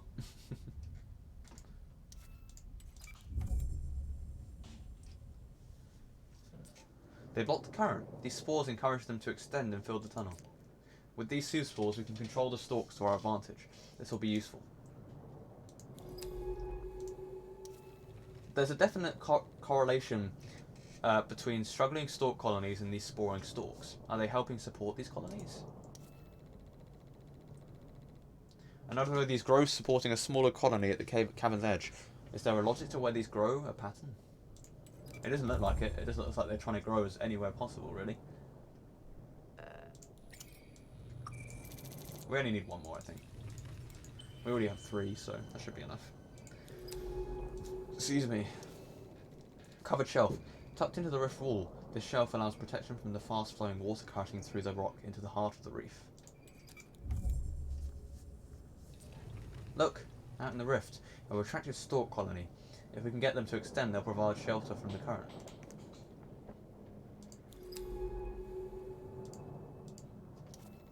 Small colony. A handful of stalks cling to the rift wall here, blown into spiraling shapes by the rushing currents. So if I do this...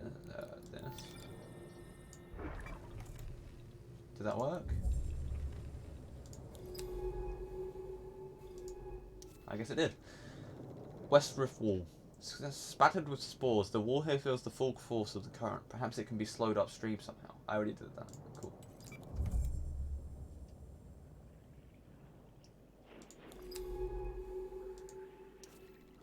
Even this close to the wall, the darkness of the deep rift is intimidating. A huge slit in the face of this world. How deep does it go? The sounds are weird. I like it.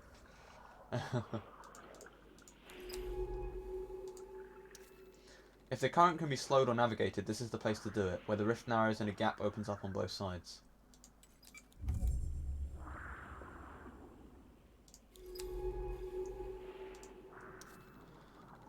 Currents slice down through the rift from the north here. Crossing is going to be difficult unless their flow can be slowed further up. A huge pillar sits out from the wall here, its top caked in retracted stalks, a golden garden waiting to emerge. Wait, can I just go here? Okay, they're both blocked. This one isn't blocked.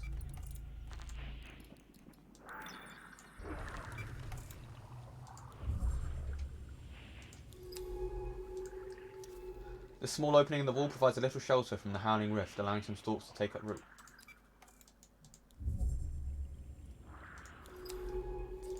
We are across. Thank you, stalks. Wait, I want to go back. I didn't explore this bit. Oh, and thank you to you too. Oh, that's very kind. Wait, are we back where we were before? Oh, okay, this is back here. Interesting.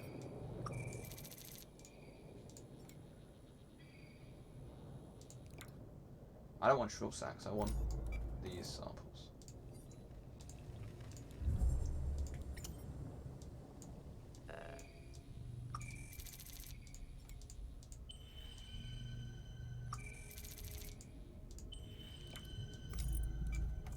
Wait, how did I not see this before?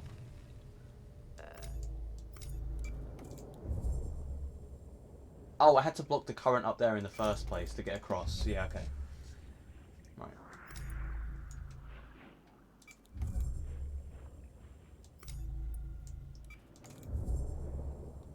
This has got up. Cave mouth. A circle of warm light shows this tunnel opens out onto the upper shelf of the East Reef. What lies above? What does lie above? Let's find out. We're half power left.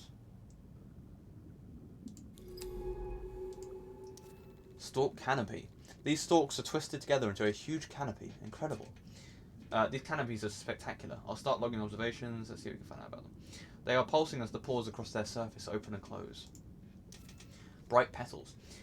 These bright wide petals appear to be photosynthetic plants. These are beautiful plants, single petals shifting in the sunlight. Let's start logging data on them. They float on the long stems and shifting and swaying in the water.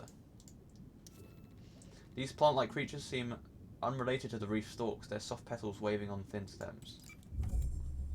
Let's analyze. It feels good to be out in the sunlight again. Yeah, it does. I'm gonna do this. We only need one. Let's head northeast along this finger of the reef. The transponder is at the tip.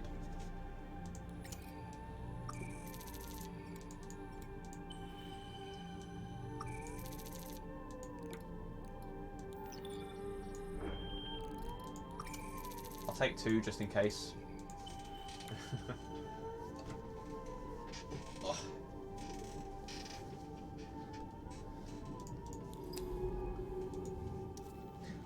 While each plant seems to have a single wide petal, they group together forming fields of bloom, all angled towards the sun. A colony of stalks has twisted itself tightly across this gap in the rocks. Could they be protecting something? What? Let's find out. Are you protecting something? What are you protecting? Exposed roots. Where the rock shelf has fallen away into the rift, the roots above the canopy have been exposed. We could sample them here. Why were you protecting the roots? What's up with that?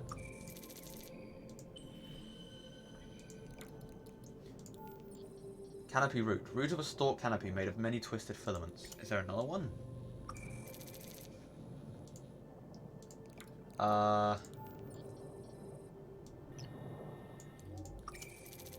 Let's take another one, I guess. We have 2 of almost everything now. Anything else here? Okay.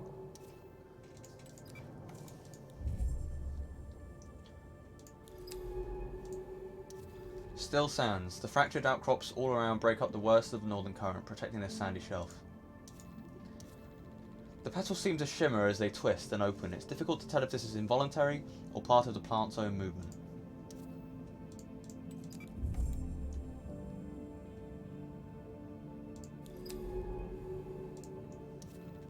The coloration of these canopies is much lighter than other stalks. They glow pale yellow in the light of Galee's 667 cc's 3 suns. Stalks have grown across this gully, reconnecting the 2 huge pieces of rock that look like they must have been once been one. Oh, we only have one of these left. Hopefully there's more somewhere up further.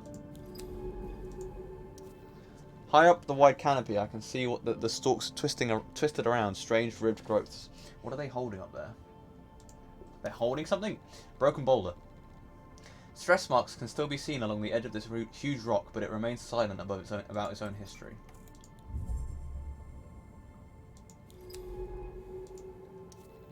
On some petals there is a thick clump of pollen on the lower part. I wonder how this is dispersed. It seems too heavy to float away. This stalk looks silently out over the deep rift. I wonder if Monet looked over the same view with different eyes.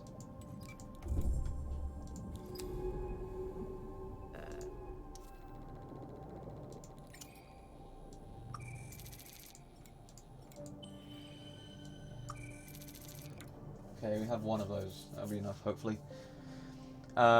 Across this wide rift, the tall rock walls of the reef's second finger can be seen. What lies inside them, I wonder? Slash stalk. This bubble-coated stalk has large gashes in its side and seems to be shriveling away. Its exposed tissue could be easy to sample. Oh, it's a little buddy. Come back. You gonna come back? No. This canopy has many gaps between its higher stalks, as if something has fallen out or been removed from it. Wait, what are we sampling here? Something new. I don't have any space. What do I get rid of? Do I get rid of one of these?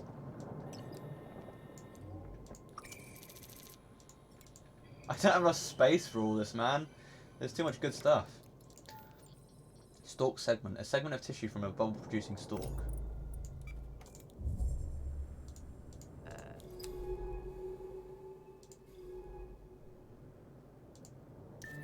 Spore catcher.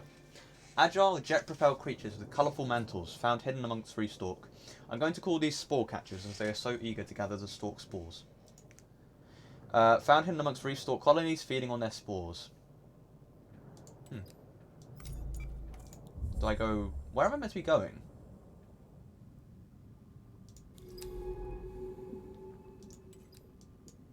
Was there a path back this way that I missed? Was it down here? Oh, it's down here, isn't it?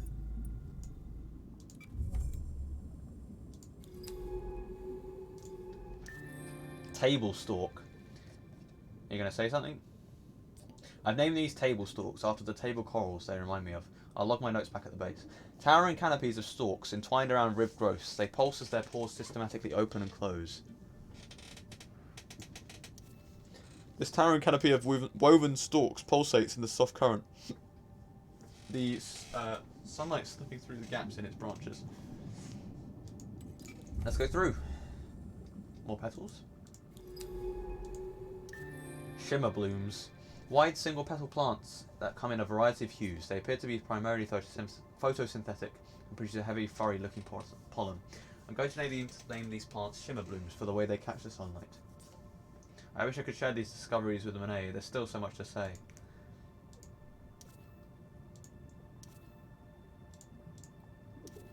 Shimmering field.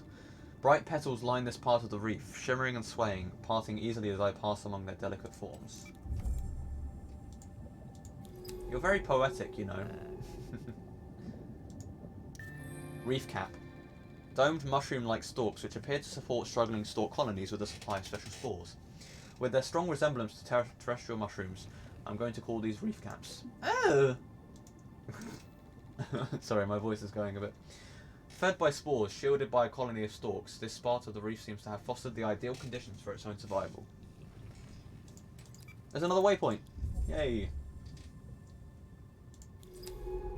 Is this another way station ahead? Monet must have built them all across the reef. Central clearing. In the centre of this shelf is a beautiful clearing, screened from currents and predators. No wonder Monet set up a way station here. Predators? What predators? In the scattered shadows of golden canopies and knee-deep in shimmering petals, this way station sits silent. Okay, open up the terminal. See what data we can scrape from this place.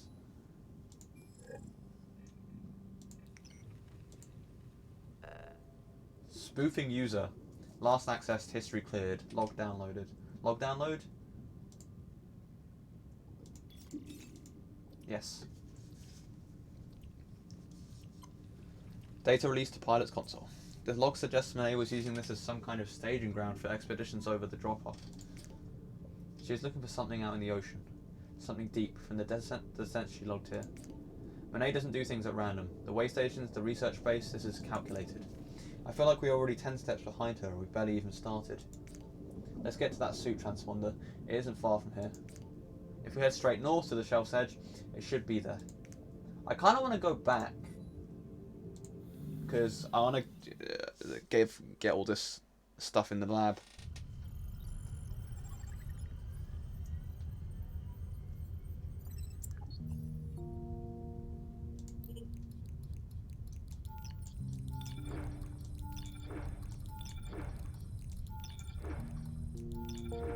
Right, that should be all the new stuff, I think.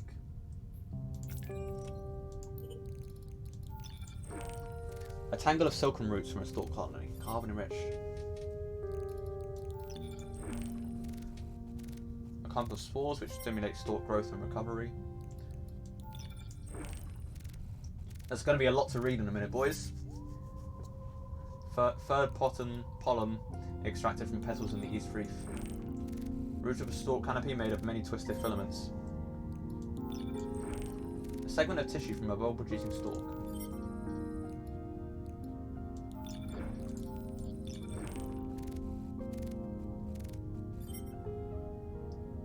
Oh, hey! It finally uploaded. It finally updated. Do we have this yet? Ah, there we go. Okay, cool. So everything is scanned. Let's read everything now. It's going to be a lot. Let's go. Myometia, soft bodies. Spore catcher. Spore catchers are small, soft-bodied creatures which move quickly through the water by using siphon jets. Their mantles, striped with bright colours that shift as they swim, allow the creatures to modify their movement through the water with precise flapping motions. This kind of reminded me of Spore, with like, you know, the jets. I'll put one of the parts you can get in Spore. Watching them navigate the water is hypnotic, their rapid turns and loops showing incredible agility, flitting through the water like a battle bird. Spore catchers use this wide range of movement to pursue the various fungal spores that are produced by the reef stalks. The spore catchers seem to be highly selective about which spores they wish to consume. Why are there no predators of these guys that have been found yet? There should be like so many of these things, so there's no predators. Suggesting that analysis of stalk spores might tell us more about the spore catcher's behaviour and diet. Behaviour. Analysis of the unique chemical compounds found in stork spores and a wider understanding of how storks use spores to communicate suggests a more mutual relationship between spore catchers and storks than initially assumed. If storks are able to tailor the chemical makeup of their spores, it is possible that the select spores that the catchers eat are intended for their consumption and contain compounds and minerals attractive to this species. As spore catchers use this colour-shifting properties to hide among stork colonies, it seems increasingly possible that stork colonies and spore catchers are mutualistically linked, and catchers serve the needs of specific stork patches. What those needs are, however, is not yet clear. Analysis of a spore catcher egg, if found, may help us gain a full picture of their physiology. Theories. Analysis of the spore catcher egg shows a strong correlation between the minerals it contains and the minerals present within the catcher's favoured spores. It seems that through the spores, storks are able to affect the catcher's egg production, therefore controlling the volume, traits, and behaviour of catchers. That's so cool. That's such a cool idea that, like, this fungi that is being predated on by another species is choosing certain spores to feed to it that it knows it likes to kind of limit how many it can, how many are born. That's so cool. In a sense, the storks have domesticated the catchers, leaving the two intrinsically linked to the species. But the question of what the catchers provide the storks remains. Do catchers serve a specific purpose, consuming unwanted or incorrectly configured spores, for example, or are they kept for other reasons? Could the catchers be kept by the storks for their companionship and social use, just as humans keep pets? Ooh, they look cool! I wasn't expecting them to look like that, like they flap these things to move around. I like that. Analysis of stork spores has revealed a rich cocktail of compounds unique to each spore, some of which are previously unknown to human chemistry. This aspect of the spores and their noticeable exchange between colonies of storks suggests that these chemical cocktails are part of an information exchange network. However, some of these spores also appear to be true spores, used for the asexual reproduction of stork colonies, suggesting that the information-carrying spores are adapted or modified reproductive spores. Analysis also just suggests that stork colonies may possess a high level of intelligence and cognition, and that the messaging provided by the spores is nuanced and even subjectively unique to each colony. Patterns across multiple spores from a single colony even suggest a chemical signature possessed by each stork group. Could these be thought of as stork names? Close analysis of stork root networks reveals something surprising. The root networks are in fact part of a symbiote, a different fungal species entirely which exists within the stork's bodies. This fungal symbiote provides a carbon exchange network which runs throughout the bedrock of the reef, connecting all colonies in a single web. This symbiote also produces the spores which the stork uses to communicate, but these spores are edited by the storks themselves to act as a reproductive agent, information carriers, and chemical delivery systems. If the storks are able to edit the genetic signature of these spores and their parent species, their intelligence and complexity must be way beyond what I previously theorized. Close analysis of stork spore language could reveal an entire corpus of communication. Are there stork jokes, stork histories, or even stork literatures? That's funny. Oh, they look. I like that. Is that like a cross section? Yeah. Chemical analysis of a signal stalk tissue sample has confirmed the presence of a yeast-like fungus and large amounts of ethanol saturated in the tissue itself. This promotes a rethink of why many creatures target the hard-to-get signal stalks as foodstuff. While I initially theorized it was due to their role as protectors of stalk colonies, the significant presence of ethanol in signal stalk tissues means most creatures would feel the effects of the alcohol consumed, and may get buzzed from grazing on signal stalks. This in moderation would be favourable, even enjoyable effect for the creatures, leading them to... So basically these fish are getting drunk, leading them to repeatedly target signal stalks. If I remain stranded on Glaze 667C for long enough, though, I may need to make use of this particular biological property myself. That's funny.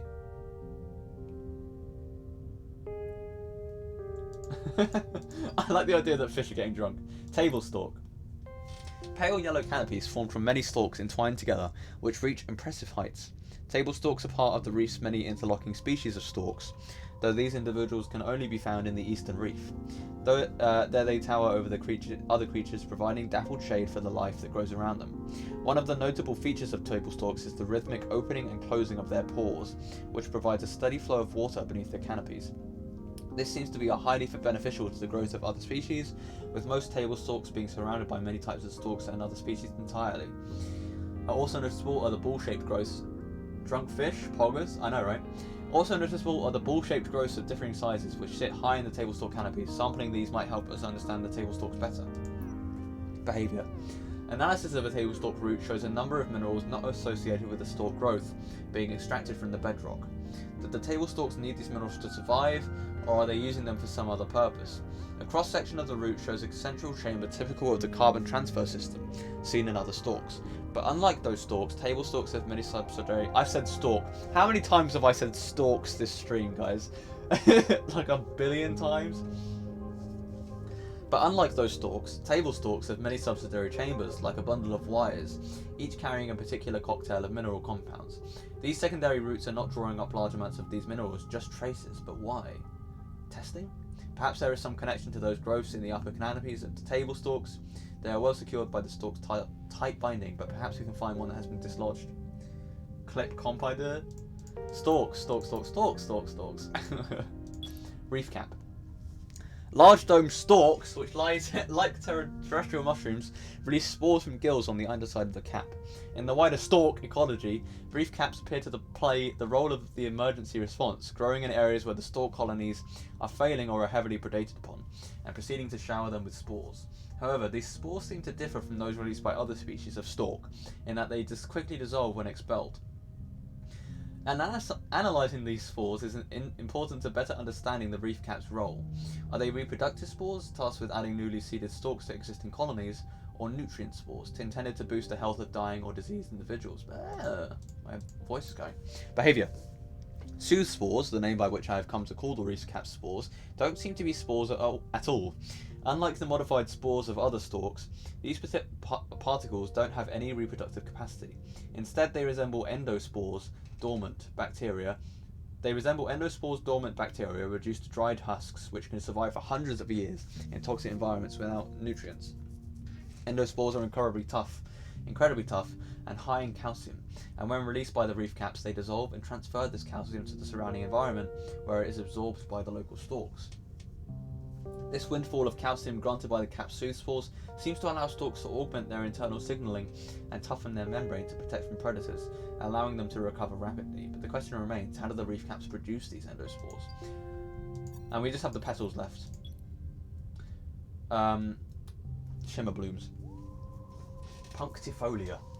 Shimmer blooms are single-petaled plants found primarily in the sheltered waters of the East Reef. As they produce pollen as well as photosynthesize, I have classified the visible portion of these plants as petals, though they could also be thought of as leaves, serving both functions simultaneously. Shimmer blooms can be green, like most terrestrial plants, however they can also be found to be yellow, red or purple in colour. The image of a patch of blooms is a beautiful one, and as they shift in the soft currents, they often seem to shimmer. The lower part of their single petal features many small stamens, which produce a fluffy, clumped pollen. Analysis of this pollen may provide some insight into their life cycle. Laboratory analysis of shimmer bloom pollen reveals it to be a heavy, sticky substance, atypical for waterborne distribution. Unlike on terrestrial plants like seagrass, whose pollen is distributed by water currents and is therefore long and light, shimmer bloom's spherical, heavy pollen seems intended to resist distribution by current, and must instead be distributed by creatures who visit the blooms. The reason for this may be the shimmer bloom's tendency to grow on exposed shelves or pillars, which would risk lightweight water-transported pollen being sucked into the deep ocean rather than being distributed to viable sites. By relying on creature transport, bloom pollen has a better chance of reaching another sunlit shelf or pillar. Wow, there are going to be a lot of creatures and animals, because these are all the genus, the families, and then there's species within each family, like 9 within each. And we haven't even got to bacteria yet. There's going to be a lot of stuff. Right, I believe we're done here. I'm going to... do I need you? I'm just going to put you in there for now. I want you for food. Well, not food, but power, just in case I run out.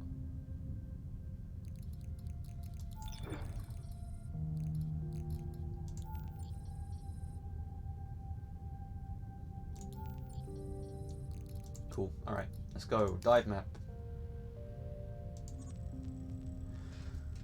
On the reef's middle fingers, where the forest and the current fight for dominance, perhaps you can find a table stalk willing to give up its secrets.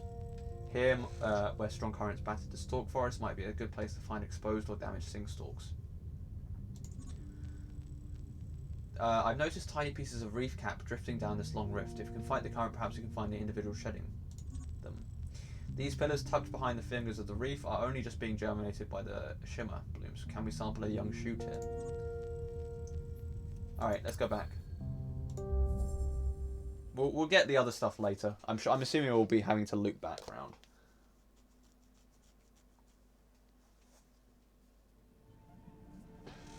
Let's see what we find. Split outcrop. Like many of the large rocks on this shelf, this outcrop has been split, creating a passage to the east and another to the north. I think we'll finish up when we find this signal, probably. Surrounded by shimmering petals, a pulsing stalk pumps out spores. Do these carbon-rich particles feed plants too?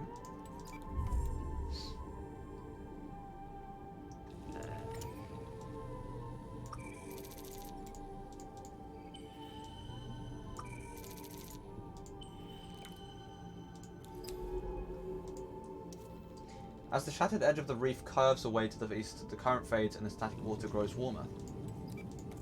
We're coming to the ocean. Maybe. Well, we're in the ocean, but you know what I mean. From the cover of this canopy, I can see a series of tall pillars out to the east, each one topped with a garden of unknown life.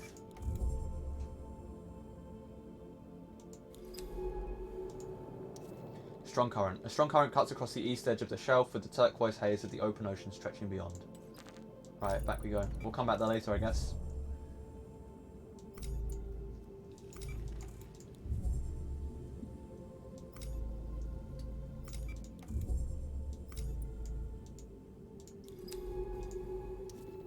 A swirl of sand suggests this passage leads to the reef edge and the open water beyond.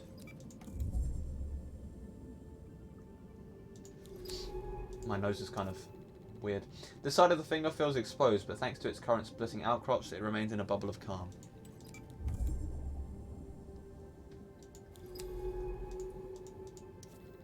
At the tip of this shelf, the outcrop falls away to reveal an unrestricted view of the vast ocean. It's both terrifying and beautiful. Let's see something at the edge. Is that the suit? Monet's suit. Open, empty, and half sunk in sand. Why would she leave it here? And more importantly, where did she go?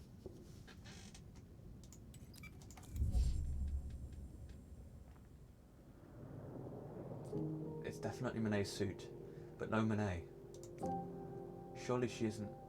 Okay, let's not jump to conclusions. I want to take a look at this. I can't believe... It can't have been here long, but most of it is still in good condition. But how did it get out here? There's no evidence of injury. A malfunction, perhaps? What do you think? I think so. But then where is she? Could she have just swum to the surface? Did she intend us to find it? Monet, what did you get yourself into here? It's better equipped than our suit, but the seals have started decaying. What's this? Monet has rigged up some kind of custom propulsion system, probably to deal with the currents. We can use this. We'll need a power source. It won't run off the suit system. It seems like she fashioned some kind of microbial fuel cell. We'll need to recreate that if we want to use it. Okay, let's get this back to the base so I can take a better look. Monet, you better not have done something stupid. I didn't have to come all the way out here to bury you. Let's go. Call for drone pickup. Alright, I guess.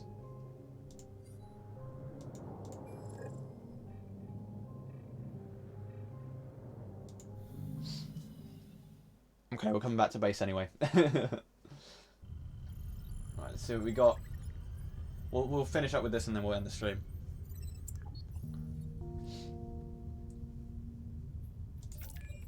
Back with me.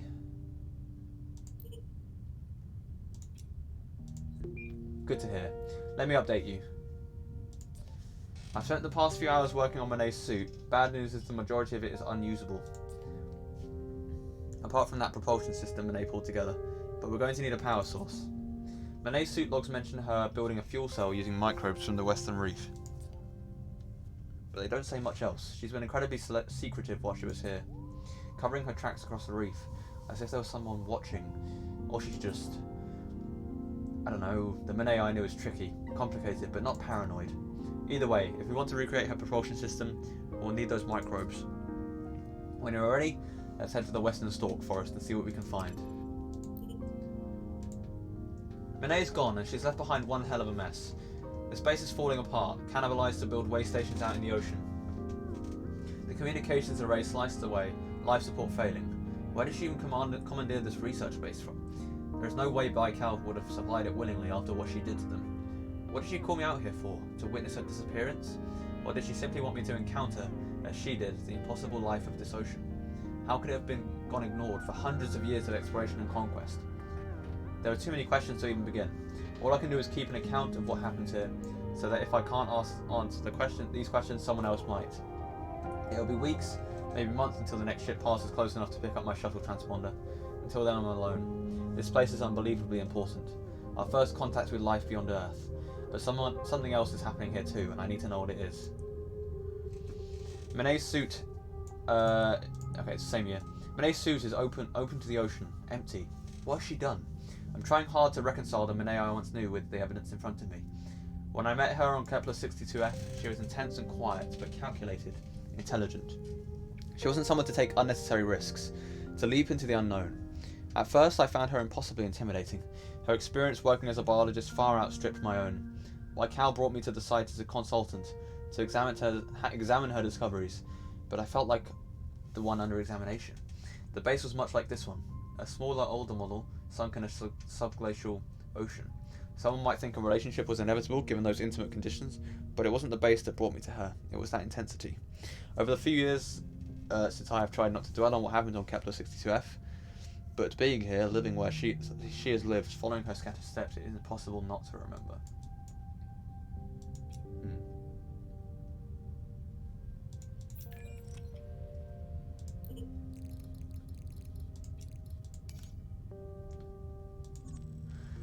In Monet's notes on her microbial fuel cell design, she mentioned sourcing 4 microcolonies from this part of the reef.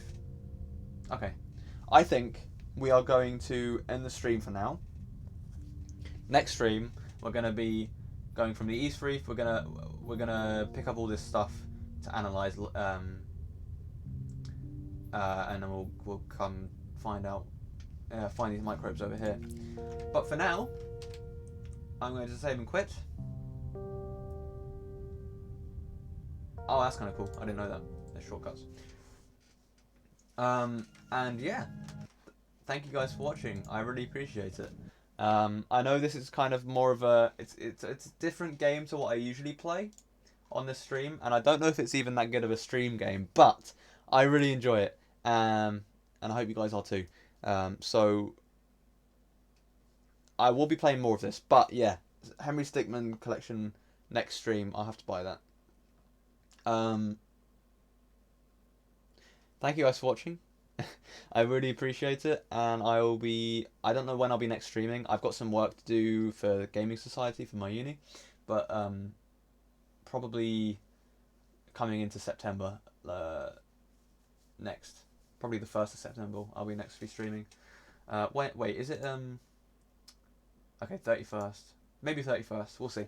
Thank you guys for watching. I'll see you around. Have a good one. Bye bye, stay safe, stay happy, and all that, and yeah, I'll see you guys later. Bye bye guys, have a good one. I know how to end streams very well. Bye.